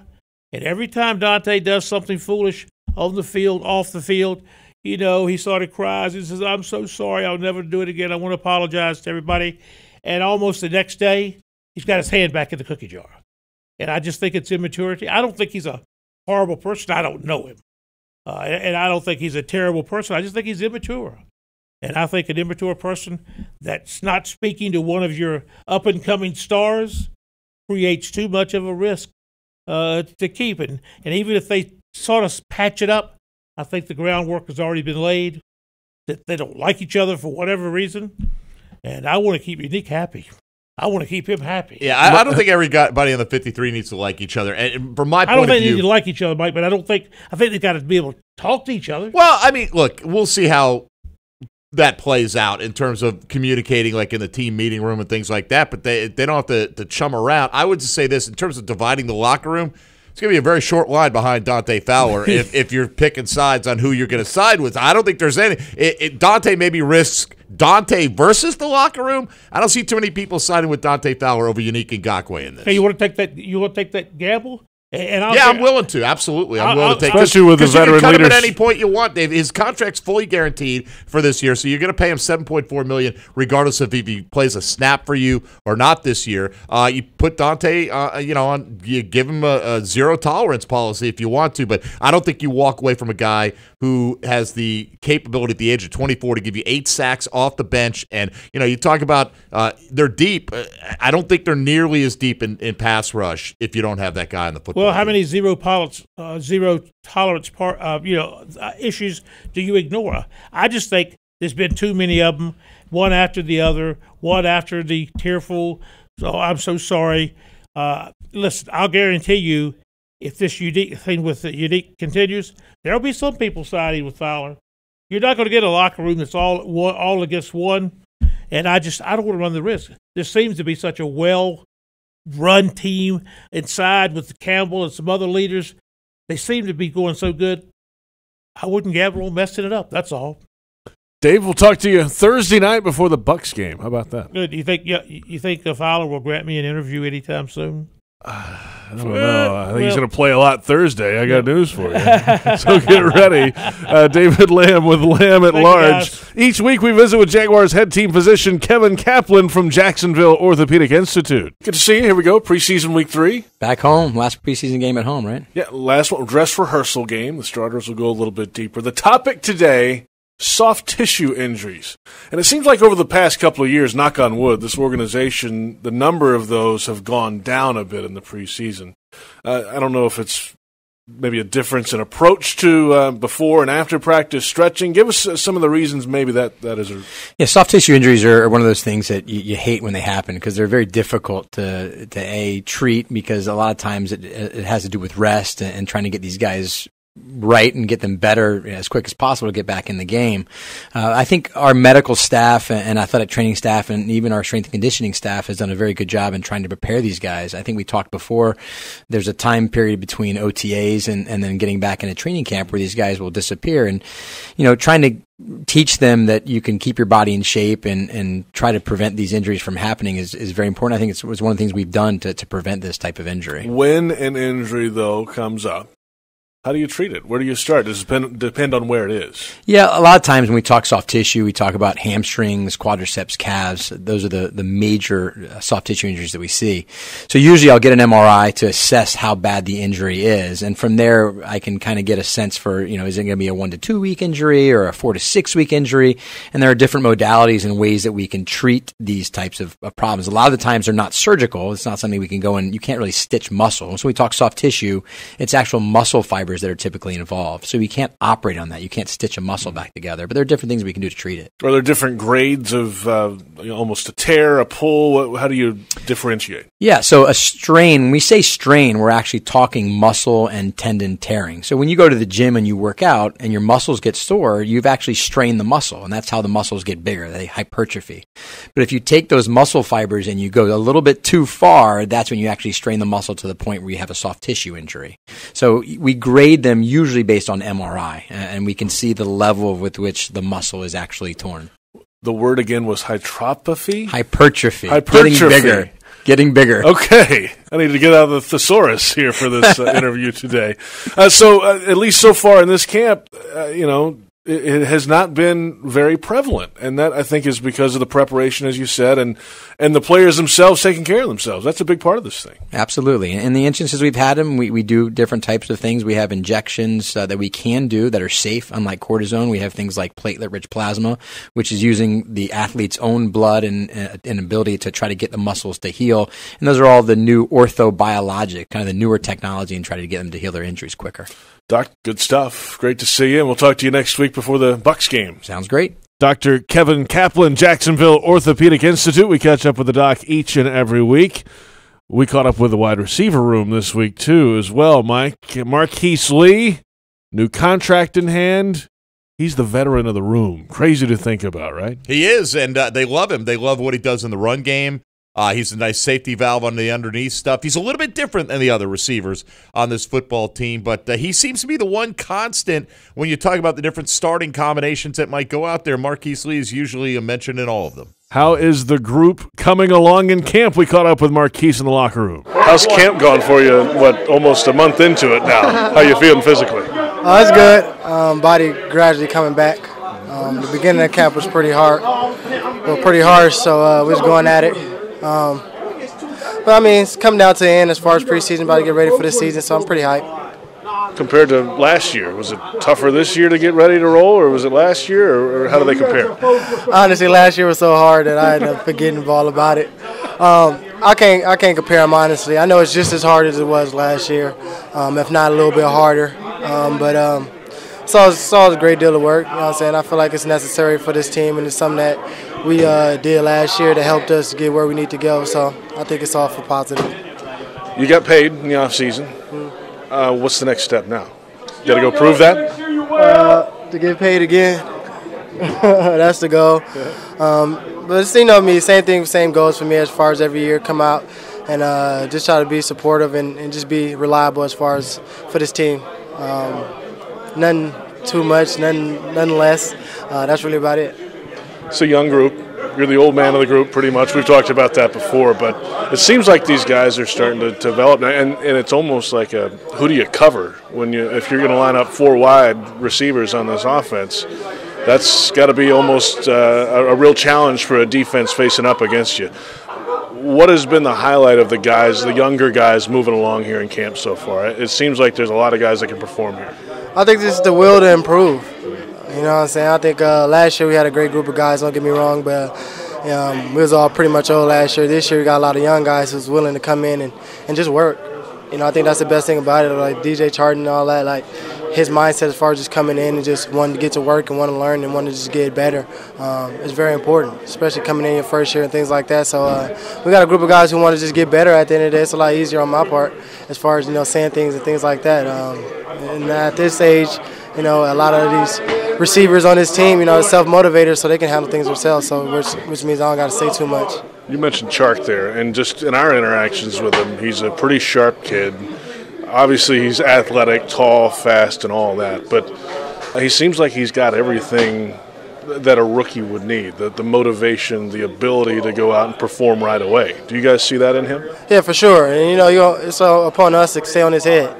You know what I'm saying? He got drafted second round. We always talk about, hey, we felt like, me after seeing him, felt like he should have been higher than what he was. You know what I'm saying? He got the talent to go out there and be the guy that he needs to be. So it's going to take some time, but I feel like he's gonna get there. And my thing is about his mind is just he got an open mindset to where he just wants to get there. He don't know what there is yet, but at the end of the day, he's trying to get somewhere, and that somewhere is just him probably being great and doing what he's supposed to. Final thought here, going into preseason week 3. What's left for this offense to prove, to show, to get accomplished before the regular season begins? For us, it's mostly just staying consistent. I think that's the biggest thing for us, putting up good drives, going down there and moving the ball, things like that. Just trying not to go 3 and out for the most part, taking care of the ball. We did a great deal of that last week. Just trying to improve on that. Nothing too extra, nothing too crazy out there. It's only preseason, we're not trying to show too much. But just to go out there and show people that we're prepared and ready to start this week 1. Always appreciate your time, man. Thanks. Always appreciate you. There's Marquise Lee, the Jaguars wide receiver. Always good to catch up with number 11, a guy who scored 3 times last year as a receiver. had just over 700 yards. He banged up early in his career. He's kind of worked that out the last year or so, has been available and healthy. And like we always say, if you would have 3 years ago said he would have been the receiver still here of the three that year that came in, you'd have looked at you crazy, you know. Right. But here it is. The league changes that fast. I mean, Hurds came out. He led the league, or led the team in receiving as a rookie, right? Undrafted rookie. Then he scored 10 touchdowns. And we all saw the season that Allen Robinson had in 2015 with the 1,414. And to think that Marquise is the last one standing. Again, he does little things that don't necessarily get appreciated. And this team, when you talk about wide receivers performing well in the running game, that's usually a backhanded compliment. For a team that wants to run the football, that's a compliment, and they like what Marquise brings. It's obvious with the money that they gave him. When we return on the Publix Tailgate Show, what can we expect from the offense this week? We'll hear from offensive coordinator Nathaniel Hackett. Falcons, Jaguars coming up in preseason week 3. And from TIAA Bank Field in Jacksonville, this is Jaguars Radio.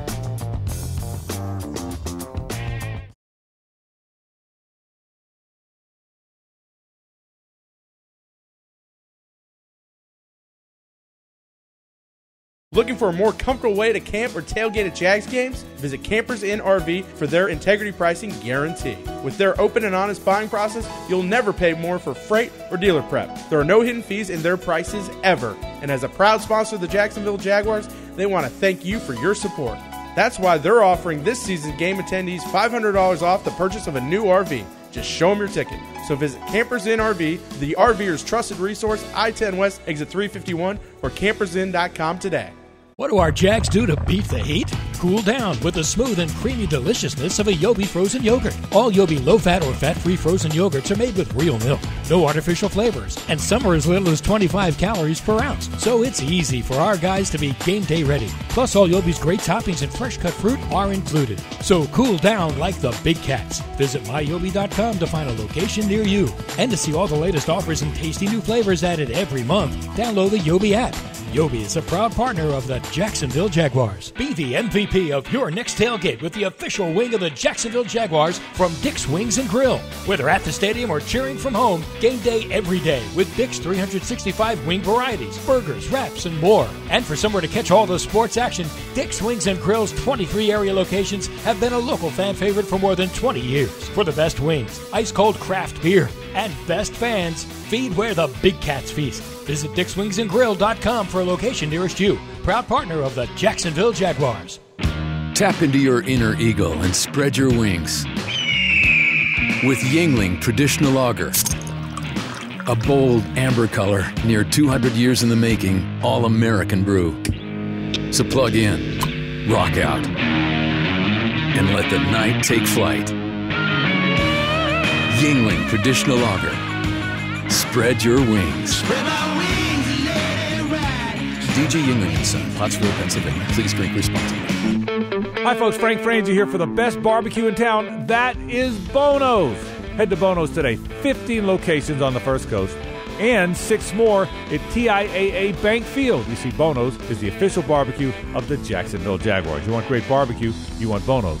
Plenty of parking, clean family restaurants, and oh, by the way, the best barbecue you have ever had. So if you want great barbecue, head to Bono's today, the official barbecue of the Jacksonville Jaguars. This is the Pepsi that your father drank and your grandfather drank. When I was your age, we worked. This is the Pepsi that your Uncle Ted drank when rock sounded like this. This is the Pepsi for American pastimes. Whether you're tailgating at a speedway or courtside watching your favorite player make a breakaway, he scores! This is the Pepsi for those who are forever fun. This is the Pepsi for every generation.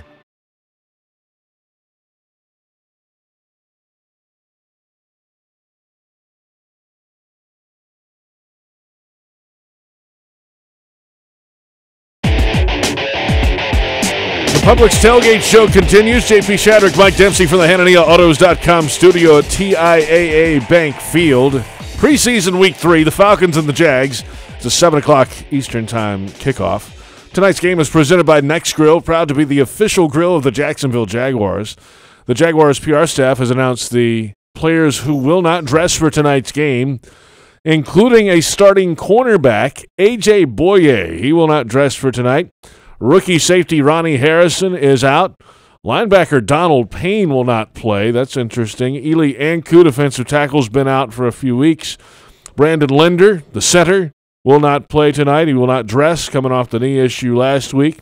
They want to get him ready for week 1. And DeJuan Smoot, missing some snaps here, and maybe not as many tonight in the preseason week 3, but he hasn't been on the field. He will not dress tonight. Other places, other changes to the starting lineup. Tyler Shatley at center in place of Brandon Linder. Tyler Patman moves outside to the right cornerback position for A.J. Boye, and Marcel Darius will start officially at nose tackle tonight. And, of course, the Jags added Charlie Miller, signed him this week. So, Boye's out, Harrison's out, who's going to get some playing time, you feel like. Linder's out, but the Smoot thing, you'd love to see him come along, second-year guy. He just hasn't been out there. You got to be available. Well, going back to what David Lamb talked about depth, here's a guy that you think is part of your depth at defensive end. That at this point, JP, we talked a lot about this week on Jaguars Today. I think DeJuan Smoot ends up on injured reserve, right? I mean, I don't think you want to cut a guy who was a third-round draft pick a year ago with a very cost-controlled contract with a couple more years to go, and you could still bring 2 guys back off an injured reserve. There's no, need to designate them for return or anything like that. You put him on injured reserve. He hasn't played in the preseason to this point. I haven't examined him. I don't know how close he is to returning, but assuming that he's not anywhere close to full strength, I think that's what we're going to see to start the year. There you have it, the players who will not dress for tonight's game. Nathaniel Hackett, the offensive coordinator. Well, he has a quarterback. He has a fairly solidified offensive line and some weapons at the skill positions. But how will he put all that together? Always optimistic, though, and even more now for Nathaniel Hackett. Our conversation is presented by Baptist Health, changing healthcare for good. Offensive coordinator Nathaniel Hackett with us. Week 3 of the preseason, Nate. Training camp still in session, though, officially. This is the dress rehearsal week, usually in the preseason. That means a lot more work on the coaches' plates, I'm sure. Oh, without a doubt. This is, compared to the whole season, this is probably the hardest week you can ever do as a coach. And you've got all the training camp stuff you have to get ready for. You got to prepare against your defense when you're going ones-on-ones, and then at the same time you're actually trying to game plan to kind of do that dress rehearsal. So it's always never-ending, but this one's really never-ending. This one's a brutal one. Let's get to your quarterback, Blake Bortles. Last week, threw an interception. The next drive, though, leads a touchdown drive, including the scramble on 3rd and goal to get down to the 1-yard line. They punch it in with a Fournette touchdown. It tells you a little bit about his mindset now. Used to in the past, maybe a mistake would melt things down a bit. He's mentally strong. What else do you want to see from Blake in this preseason? Yeah, he's definitely mentally strong. I think he's one of the few people that I've met that has gone through the amount of stuff that he's gone through to get where he's at right now. And that is the good thing about Blake. Even when he comes on the sideline and if there is a bad play or something goes on, he knows typically, how that could have happened. It's not, oh gosh, how did that just happen? He's never asking that question, he's always sitting there and saying he knows how to correct, he knows how to move on, and he's confident in the system and how it can help him. And I think it was just a testament to him working down on that next drive. I mean, it was awesome. I mean, he had to move a lot. I think we were in a 2nd and 20 or 1st and 20 at one point. Didn't even phase him. He just kept rolling. We converted on that one. And that's a real hard situation when you're in 1st and 20 or any of those 2nd and long situations. So it was great to see from that standpoint. And really, coming up on this preseason game, it's just about just executing and continually being efficient, not trying to do too much, not trying to force the ball in there, understanding what the defense is presenting and being able to attack it the way that we want to attack. I think that each week he got better at that last year, and I think we just want to continue that going into this game, along with going right into the season. Is what are we trying to accomplish, and then taking advantage of that, and then potentially using your feet just like he did in that last drive. I thought that was just an excellent play, put us in position to be able to go for it on 4th down. You don't see that a lot in the preseason, especially from a quarterback. I'm going to give up my body and try to score a touchdown here, but that's how he's wired, is to go play hard. If you could have heard all of us on the headsets, it's amazing how much fun it would be for people to know what was being said from coaches. But we're all saying, "Go down, go down! What are you doing?" But that's just Blake's personality. I mean, I don't think he cares if it's a preseason game. I don't think he cares what the situation is. We could be playing outside on the concrete, and he's going to do the same thing. I mean, that's just the type of guy he is, and that's why we love him there. Nathaniel Hackett with us, offensive coordinator. There's been a lot of focus on Cam Robinson's play this past week in Minnesota. For Cam, though, what is he working on right now? And is there a concern level? It seems like he's the type of guy that can work through some things and be ready to roll week one. Looking at Cam, it's you almost have to go back to last year and look at kind of his development as he went on. I mean, as a rookie starting in the NFL, that's difficult, and he did a really nice job, especially at the left tackle position. And I think coming into camp, it's one of those things he has to continue to get back to where he was then and trust his technique, trust the things that Coach Flats talks to him about, and understand he can do it all. It's just keep doing what you were doing and not overthinking things or being nervous, understanding what you can do and what you've put on tape already. And I think it's just that comfort level of getting back in the groove continuously and getting to the game and just focusing on his tight hands, his tight sets, all those things that made him good last year. He's just got to get right back into that groove, and that's what we're focusing on there. Wide receivers now. What has been the biggest, surprise in that wide receiver group? Is there somebody that maybe took a bigger jump than you might have expected, or somebody who stood out in practices or maybe in the classroom that you said, let's watch him and see what happens, and then he's lived up or beyond that expectation? I think the biggest surprise for me is as an overall group, they've all been able to be interchangeable. I think that's the most unique thing that I didn't think was going to happen. Typically, you have very specific positions for each guy. You have one guy at this position, one guy at this position, one guy at this position. But I think the big thing has been is that they've all been interchangeable. I mean, Marquise has been inside. He's been at X. He's been at Z. Dante's been at all three. DJ's been at all three. Keelan's been at all three. So it just opens up a lot more and helps your tendencies. Instead of having to put people at specific spots, you have the freedom to really move them around and put different guys at different areas and still accomplish a lot of the same things.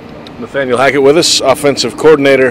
Running backs, we know Leonard Fournette's your starting running back. You got a good look at TJ Yeldon, and he's really stepped up, it seems like, in this training camp and preseason with a big game last week. You saw a lot of Brandon Wilds last week. You threw some Corey Grant in late. What's the status now of the kind of the second, third, fourth running back, and has that shifted over the last week, or are you still kind of where you were a couple of weeks ago? I'll tell you, the combination of 27 and 24, it's pretty exciting. I mean, those guys are both having a real good camp. Just how they've been in the classroom and how they've studied, especially a guy like Leonard that, we came and just handed him the ball. I mean, his increase in third down, his increase in understanding protections, his increase in the pass game, that gives you a lot of different things you can do with him. Instead of just saying, hey, I got to hand the ball to him every time. And then you've got TJ, who, he's been lights out. But both those guys are guys that you want to give them the ball. And there's a lot of guys that like you said, you want to get Austin the ball. I wish there were more of them. But it's one of those things. You only have one football, but those guys are definitely guys that we want to feature. And then you get the speed and the juice of Corey Grant, and Brandon Wilds has come along. There's been a lot of good things from those guys. They still can continue to develop, and we want to be sure we get them the ball both in the pass game and the run game. So it's another room that's got some competition, especially for that third spot. Brandon did a really good job. He had some hard-nosed runs there on some short yardage and goal line situations, and we just want to keep seeing him develop. Final thought here with you, Nate. Going into preseason week 3, what would be an ideal day for this offense at the end of the day against the Falcons? I'd like to see us do some good things on third down. I think that's kind of been one of our Achilles' heels up to this point. We've been pretty solid in the run, in the red zone. I want to knock on wood on that one, right there. Third down has been one of those things we need to get better at. Our run game, our base pass game, a lot of those things have been good. You sit there and say how much more you want to get better, but at one point I think we were 6th in the league in offense. So you're saying that there's still so much more we can get better at. And you want to be playing at that high level. Really, we talk about playing our best football in December.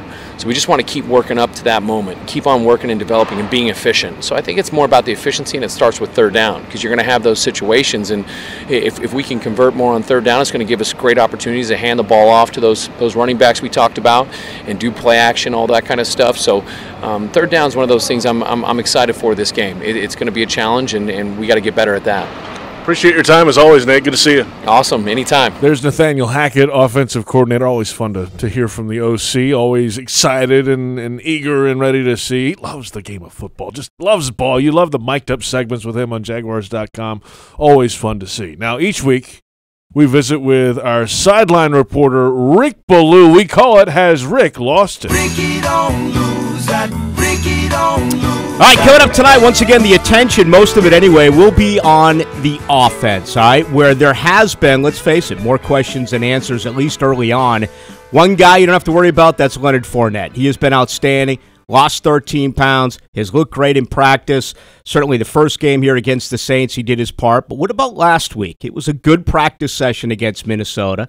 Then all of a sudden you look, 8 carries, 12 yards. Probably not enough. Hey, I'd sit him out. And I'm not a guy that typically says that and does it. I subscribe to the every rep counts camp.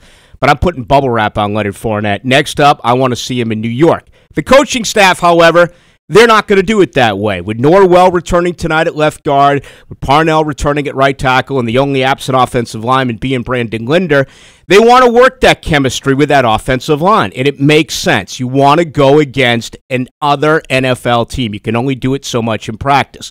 So that'll be interesting to see what they do early on in this football game where starters are expected to go a half. How many balls would Leonard Fournette go? Once again, as we get ready for this third game, the question remains, Blake Bortles, can he take you to the next level? Remember the first game here against the Saints. 15 plays, 79 yards. Took more than 7 minutes off the clock. Just heard Nate Hackett talking about third down efficiency. They were 3 for 3 on that drive. Everyone was happy. Last week in Minnesota, not a great week. Threw the big pick, turned the ball over. It was kind of the bad Blake version of what we've seen with the quarterback. So, here we are. Imagine this. Depending on what Bortles does tonight, if he plays like he did against the Saints, I think the Jaguar fans will relax, head into New York, and be confident. If he does not, JP and Mike, can you imagine what talk radio will be like over the next 2 weeks? The question after the ridiculous Teddy Bridgewater rumors this week, have the Jaguars, or do the Jaguars once again have the right quarterback to head into the 2018 season? It's kind of crazy to believe that in many minds that is going to be determined on this game coming up tonight. Yeah, I'm with you. Rick Ballou with the sideline report. It is an offensive game. You know exactly what's going to happen on defense and who's going to be out there for the most part. There's a couple of minor, some positions things, but for the most part, you know your starters and you know what's going to happen with that group. Offensively, how do they have a rhythm? What happens with the tight ends? The offensive line hasn't been out there. I mean, this is a group that you just have some questions you'd like to clear up tonight. And you'd rather clear them up tonight than have to wait another couple of weeks to find out week one. But you know what? Even if he goes out, Rick, and plays great tonight, I don't know what it really changes, right? Because, there may be some more talk in sports radio over the next couple of weeks if Blake struggles today. I don't think it changes anything from the coach's perspective of where he stands. You go back a year ago, we all know he was on thin ice at that point in time. I think it's a completely different situation. And whereas that bad preseason didn't really hamper the team going into the regular season, I don't think necessarily – it may make us feel better, don't get me wrong, but I don't know if he goes out and lights it up 17 for 20 for 200 yards and a touchdown tonight, if that's going to matter when the Giants come calling in week one. His teammates believe in him. The coaching staff obviously believes in him. My point here is that fan base over the next 2 weeks and what we do during the week with talk radio, that'll be topic number one if he struggles tonight. I've been accused of being a Bortles apologist in the past. I, for one, hope he plays well. Rick Ballou, have a good one, man. Thanks, guys. I think the rain's going to hold off for you tonight, yeah, how about that? Which is nice. Rick Ballou on the sidelines with us here on Jaguars Radio. We'll return with a visit with the Ozone. Jaguars.com senior writer John Oehser joins us in studio. Jeff Lageman, Tony Baselli come back for some final thoughts as well. Jaguars Radio Network coverage begins at 6 o'clock with Countdown to Kickoff. We're a little over an hour away from preseason week 3, the Falcons and the Jaguars at 7 o'clock tonight, and from TIAA Bank Field in Jacksonville. This is Jaguars Radio.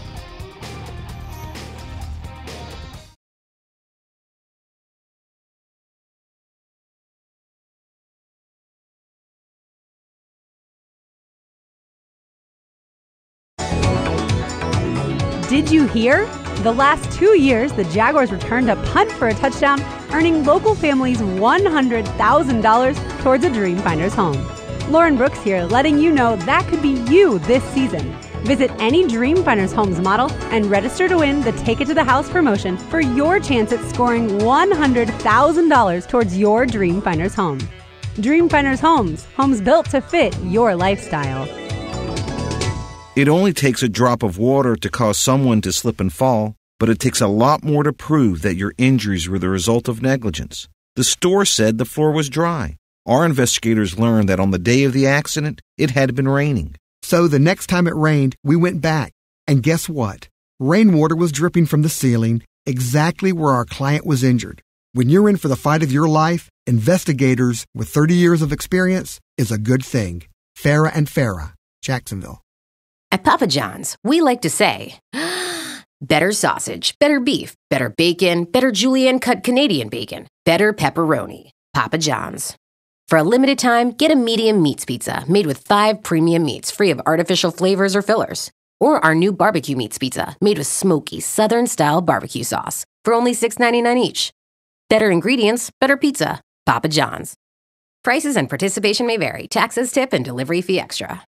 Jaguars fans, Ashley Home Store is where you'll find the perfect Tempur-Pedic mattress to power your life. As the #1 Tempur-Pedic retailer in America and the official furniture and mattress store of the Jacksonville Jaguars, Ashley Home Store offers Jaguars fans special pricing and 72 months no-interest financing.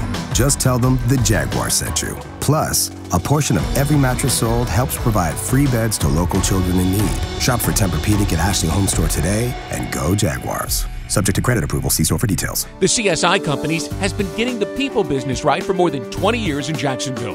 CSI proudly opened their doors just as the Jaguars came to town, and they've been valuable business partners for some of Jacksonville's largest companies. Do you have a need for temporary help during a busy time period? Looking for a team of IT consultants for a special project? CSI can help. Call them at 800-582-0828 or go to thecsicompanies.com. Don't partner with just anyone. Partner with the CSI Companies. Proud partner of your Jacksonville Jaguars. Are you suffering from shoulder pain? If you have clicking and popping in the shoulder joint, persistent pain that intensifies with use, an inability to lift your arm over your head, or a tingling, burning sensation in the shoulder, elbow, or wrist, waiting to see a doctor could make your injury worse. Baptist Health and Jacksonville Orthopedic Institute have innovative and effective treatment options available right now to relieve your pain and restore your mobility. Don't wait. Call 904-JOI-2000.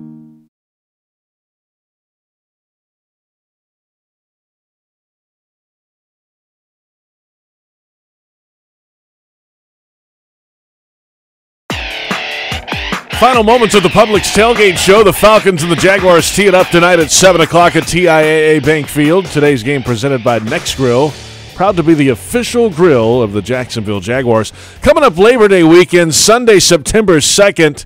That's next weekend, a 3 p.m. start. Last of the Street Survivors farewell tour. Final Jacksonville show for Leonard Skinnard, Kid Rock, Jason Aldean, Charlie Daniels, Marshall Tucker, and Blackberry Smoke. Tickets at Jaguars.com and Ticketmaster. And one person who'll be at that concert is the Ozone.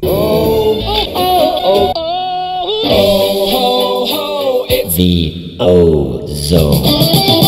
Jaguars.com senior writer John Oehser joins us now. I guess I might have misspoken there. I don't know if you're going. I just assumed you probably would. Going. Tony Baselli's here. Jeff Lagerman's here as well to crash the Ozone segment. Are you going to that? The misspeaking is obviously the name of the segment. Obviously, it's John Oehser and a couple ex-players. So, I mean, let's just go ahead and go to that.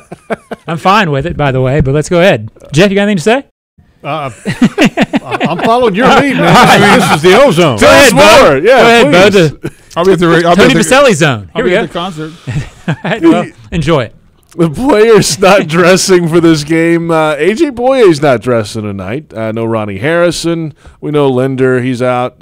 What's the biggest concern of the guys not dressing, John? Well, I think Linder's the biggest concern if he wouldn't be back for the opener. I don't get a sense that any of the guys who have been playing already in the preseason, so you leave Smoot and Anku off that list. But the three guys, Harrison, Boye, and Linder, I don't get the idea that there's a huge concern for week one for those guys. Good news. Okay. What do you think, John? You brought up one name there. I do think. I mean, how do you keep Smoot? I mean, he has done nothing this camp, but at the same time, been hurt. He's been hurt, but I'm saying you need depth at that position behind Calais Campbell. And you got the rookie, Taven Bryant. I mean, it'll be interesting to see how that story plays out.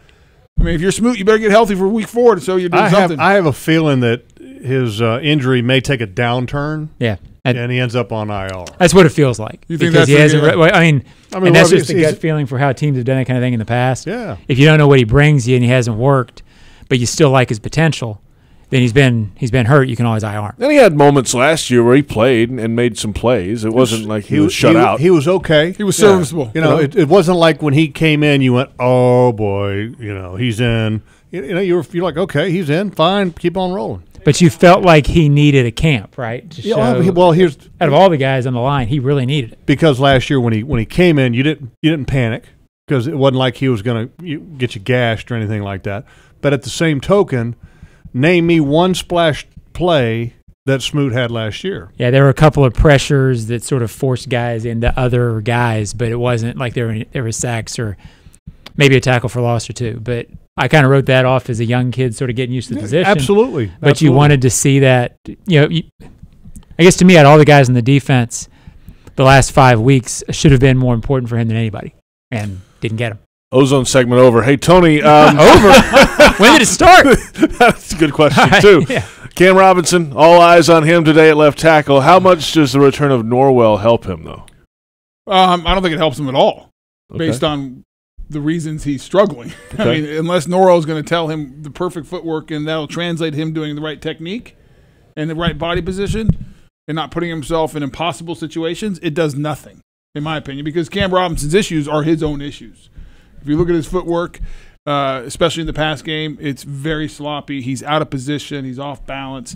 That's the issue. And I don't care who's playing next year. That's not going to help you. How concerned are you about it, Tony? I mean, I want you to kind of define, because when you say an offensive lineman is out of position, that's kind of different than saying that a defender is out of position. And I want you to kind of explain that a little bit more, because when an offensive lineman is out of position, it means that his feet may not be where they need to be, and he may be only a couple inches off, but that's all it takes, right, for an offensive lineman. Yeah, no, it's two things. His footwork is his bad habits of when he pass sets of how he drops his outside foot, and then this out of the position point, Jeff, what you're talking about or alluding to is he gets over the top, so he gets too far outside with his body position and weight going and not staying center, and he gives up the inside. And so he gives a guy basically a three-way go. Get beat inside, still got the outside, and you can get bull rushed. And that makes it very difficult as an offensive lineman. And one of the things I will kind of expand on that when you're talking about he gets over the top. When he does kind of stay underneath and he punches, his back foot drops. Is terrible. Is swinging backwards, and it's still so he shortens the corner no matter what. Shortening the corner, and it's not allowing him to continue to kick. And so he has kind of a twofold problem, but it has to start with the inside out, and then he has to correct also, keep that back foot from dropping or the left foot. And Johnny, you asked how concerned I am. I'm very concerned. Yeah, because right now, in crisis mode. Right now, if I am Nathaniel Hackett, I got a game plan. I'm going to help my left tackle. If I'm playing against a above average to good to great player, is it that much great player? I got it. Is it that much different than last year? I mean, it's what we saw towards the end, where his footwork got. But a lot of us, me included, thought he's beat up. He's his ankle, maybe he's trying to protect it, but which is dangerous because you can get into bad habits because of that, and it carried over. And the dropping with that back foot kind of drops into the bucket. Even if he's in good position inside out, the guy makes the inside move. He can't recover because he's messed his feet up so bad. So this has gone beyond the old camp, worn out camp thing. This is worn out camp. No. It was happening in OTAs. Okay. Jeff, you and I sat out there in OTAs, and the first time we saw him do stuff where they were allowed to go against the defense, and I said, it's the exact same thing. It's the same bad habit of dropping into the bucket or inside. And the other thing is, I think he's a little heavy. That couple doesn't make it easier to get ready to play. And then you have Jeremy Parnell who's fighting injuries on the right side. So that's a story. I don't think it's getting enough attention, in my opinion. This offensive line that you're counting on, you spent a bunch of money in Norwell. We'll see him for the first time kind of in a game situation. I think he'll be fine. But question marks at the left tackle, and you wonder about the injury to the right tackle, Jeremy Parnell. Yeah, the reason I thought the offense would be improved is because I assumed the offensive line, which was, I thought, okay, probably not as good as its stats last year, I thought it'd be significantly better. So, have you seen that, John? I know you. Just the naked eyes, you watch the game. I know you're not studying the offensive line. But have you sensed them any better in the first two preseason games? I mean, not in the it's so hard because you had basically 2 quarters and a series, so it's tough. Okay, but 2 quarters. In what you saw, no. And see, I know it's kind of hard to have that belief, but I think that they're going to be better up front because I think A.J. Cannon's been better, and I think Norwell will upgrade the left guards. Okay, but you're not as worried about the left tackle as I am. Well, I'm still worried about it. Yeah. That's a worry. Preseason week 3, countdown to kickoff coming up. Jaguars Radio Network coverage begins in just a moment. Pete Prisco, Fred Taylor, and head coach Doug Marrone. We're an hour away from kickoff, and this is Jaguars Radio.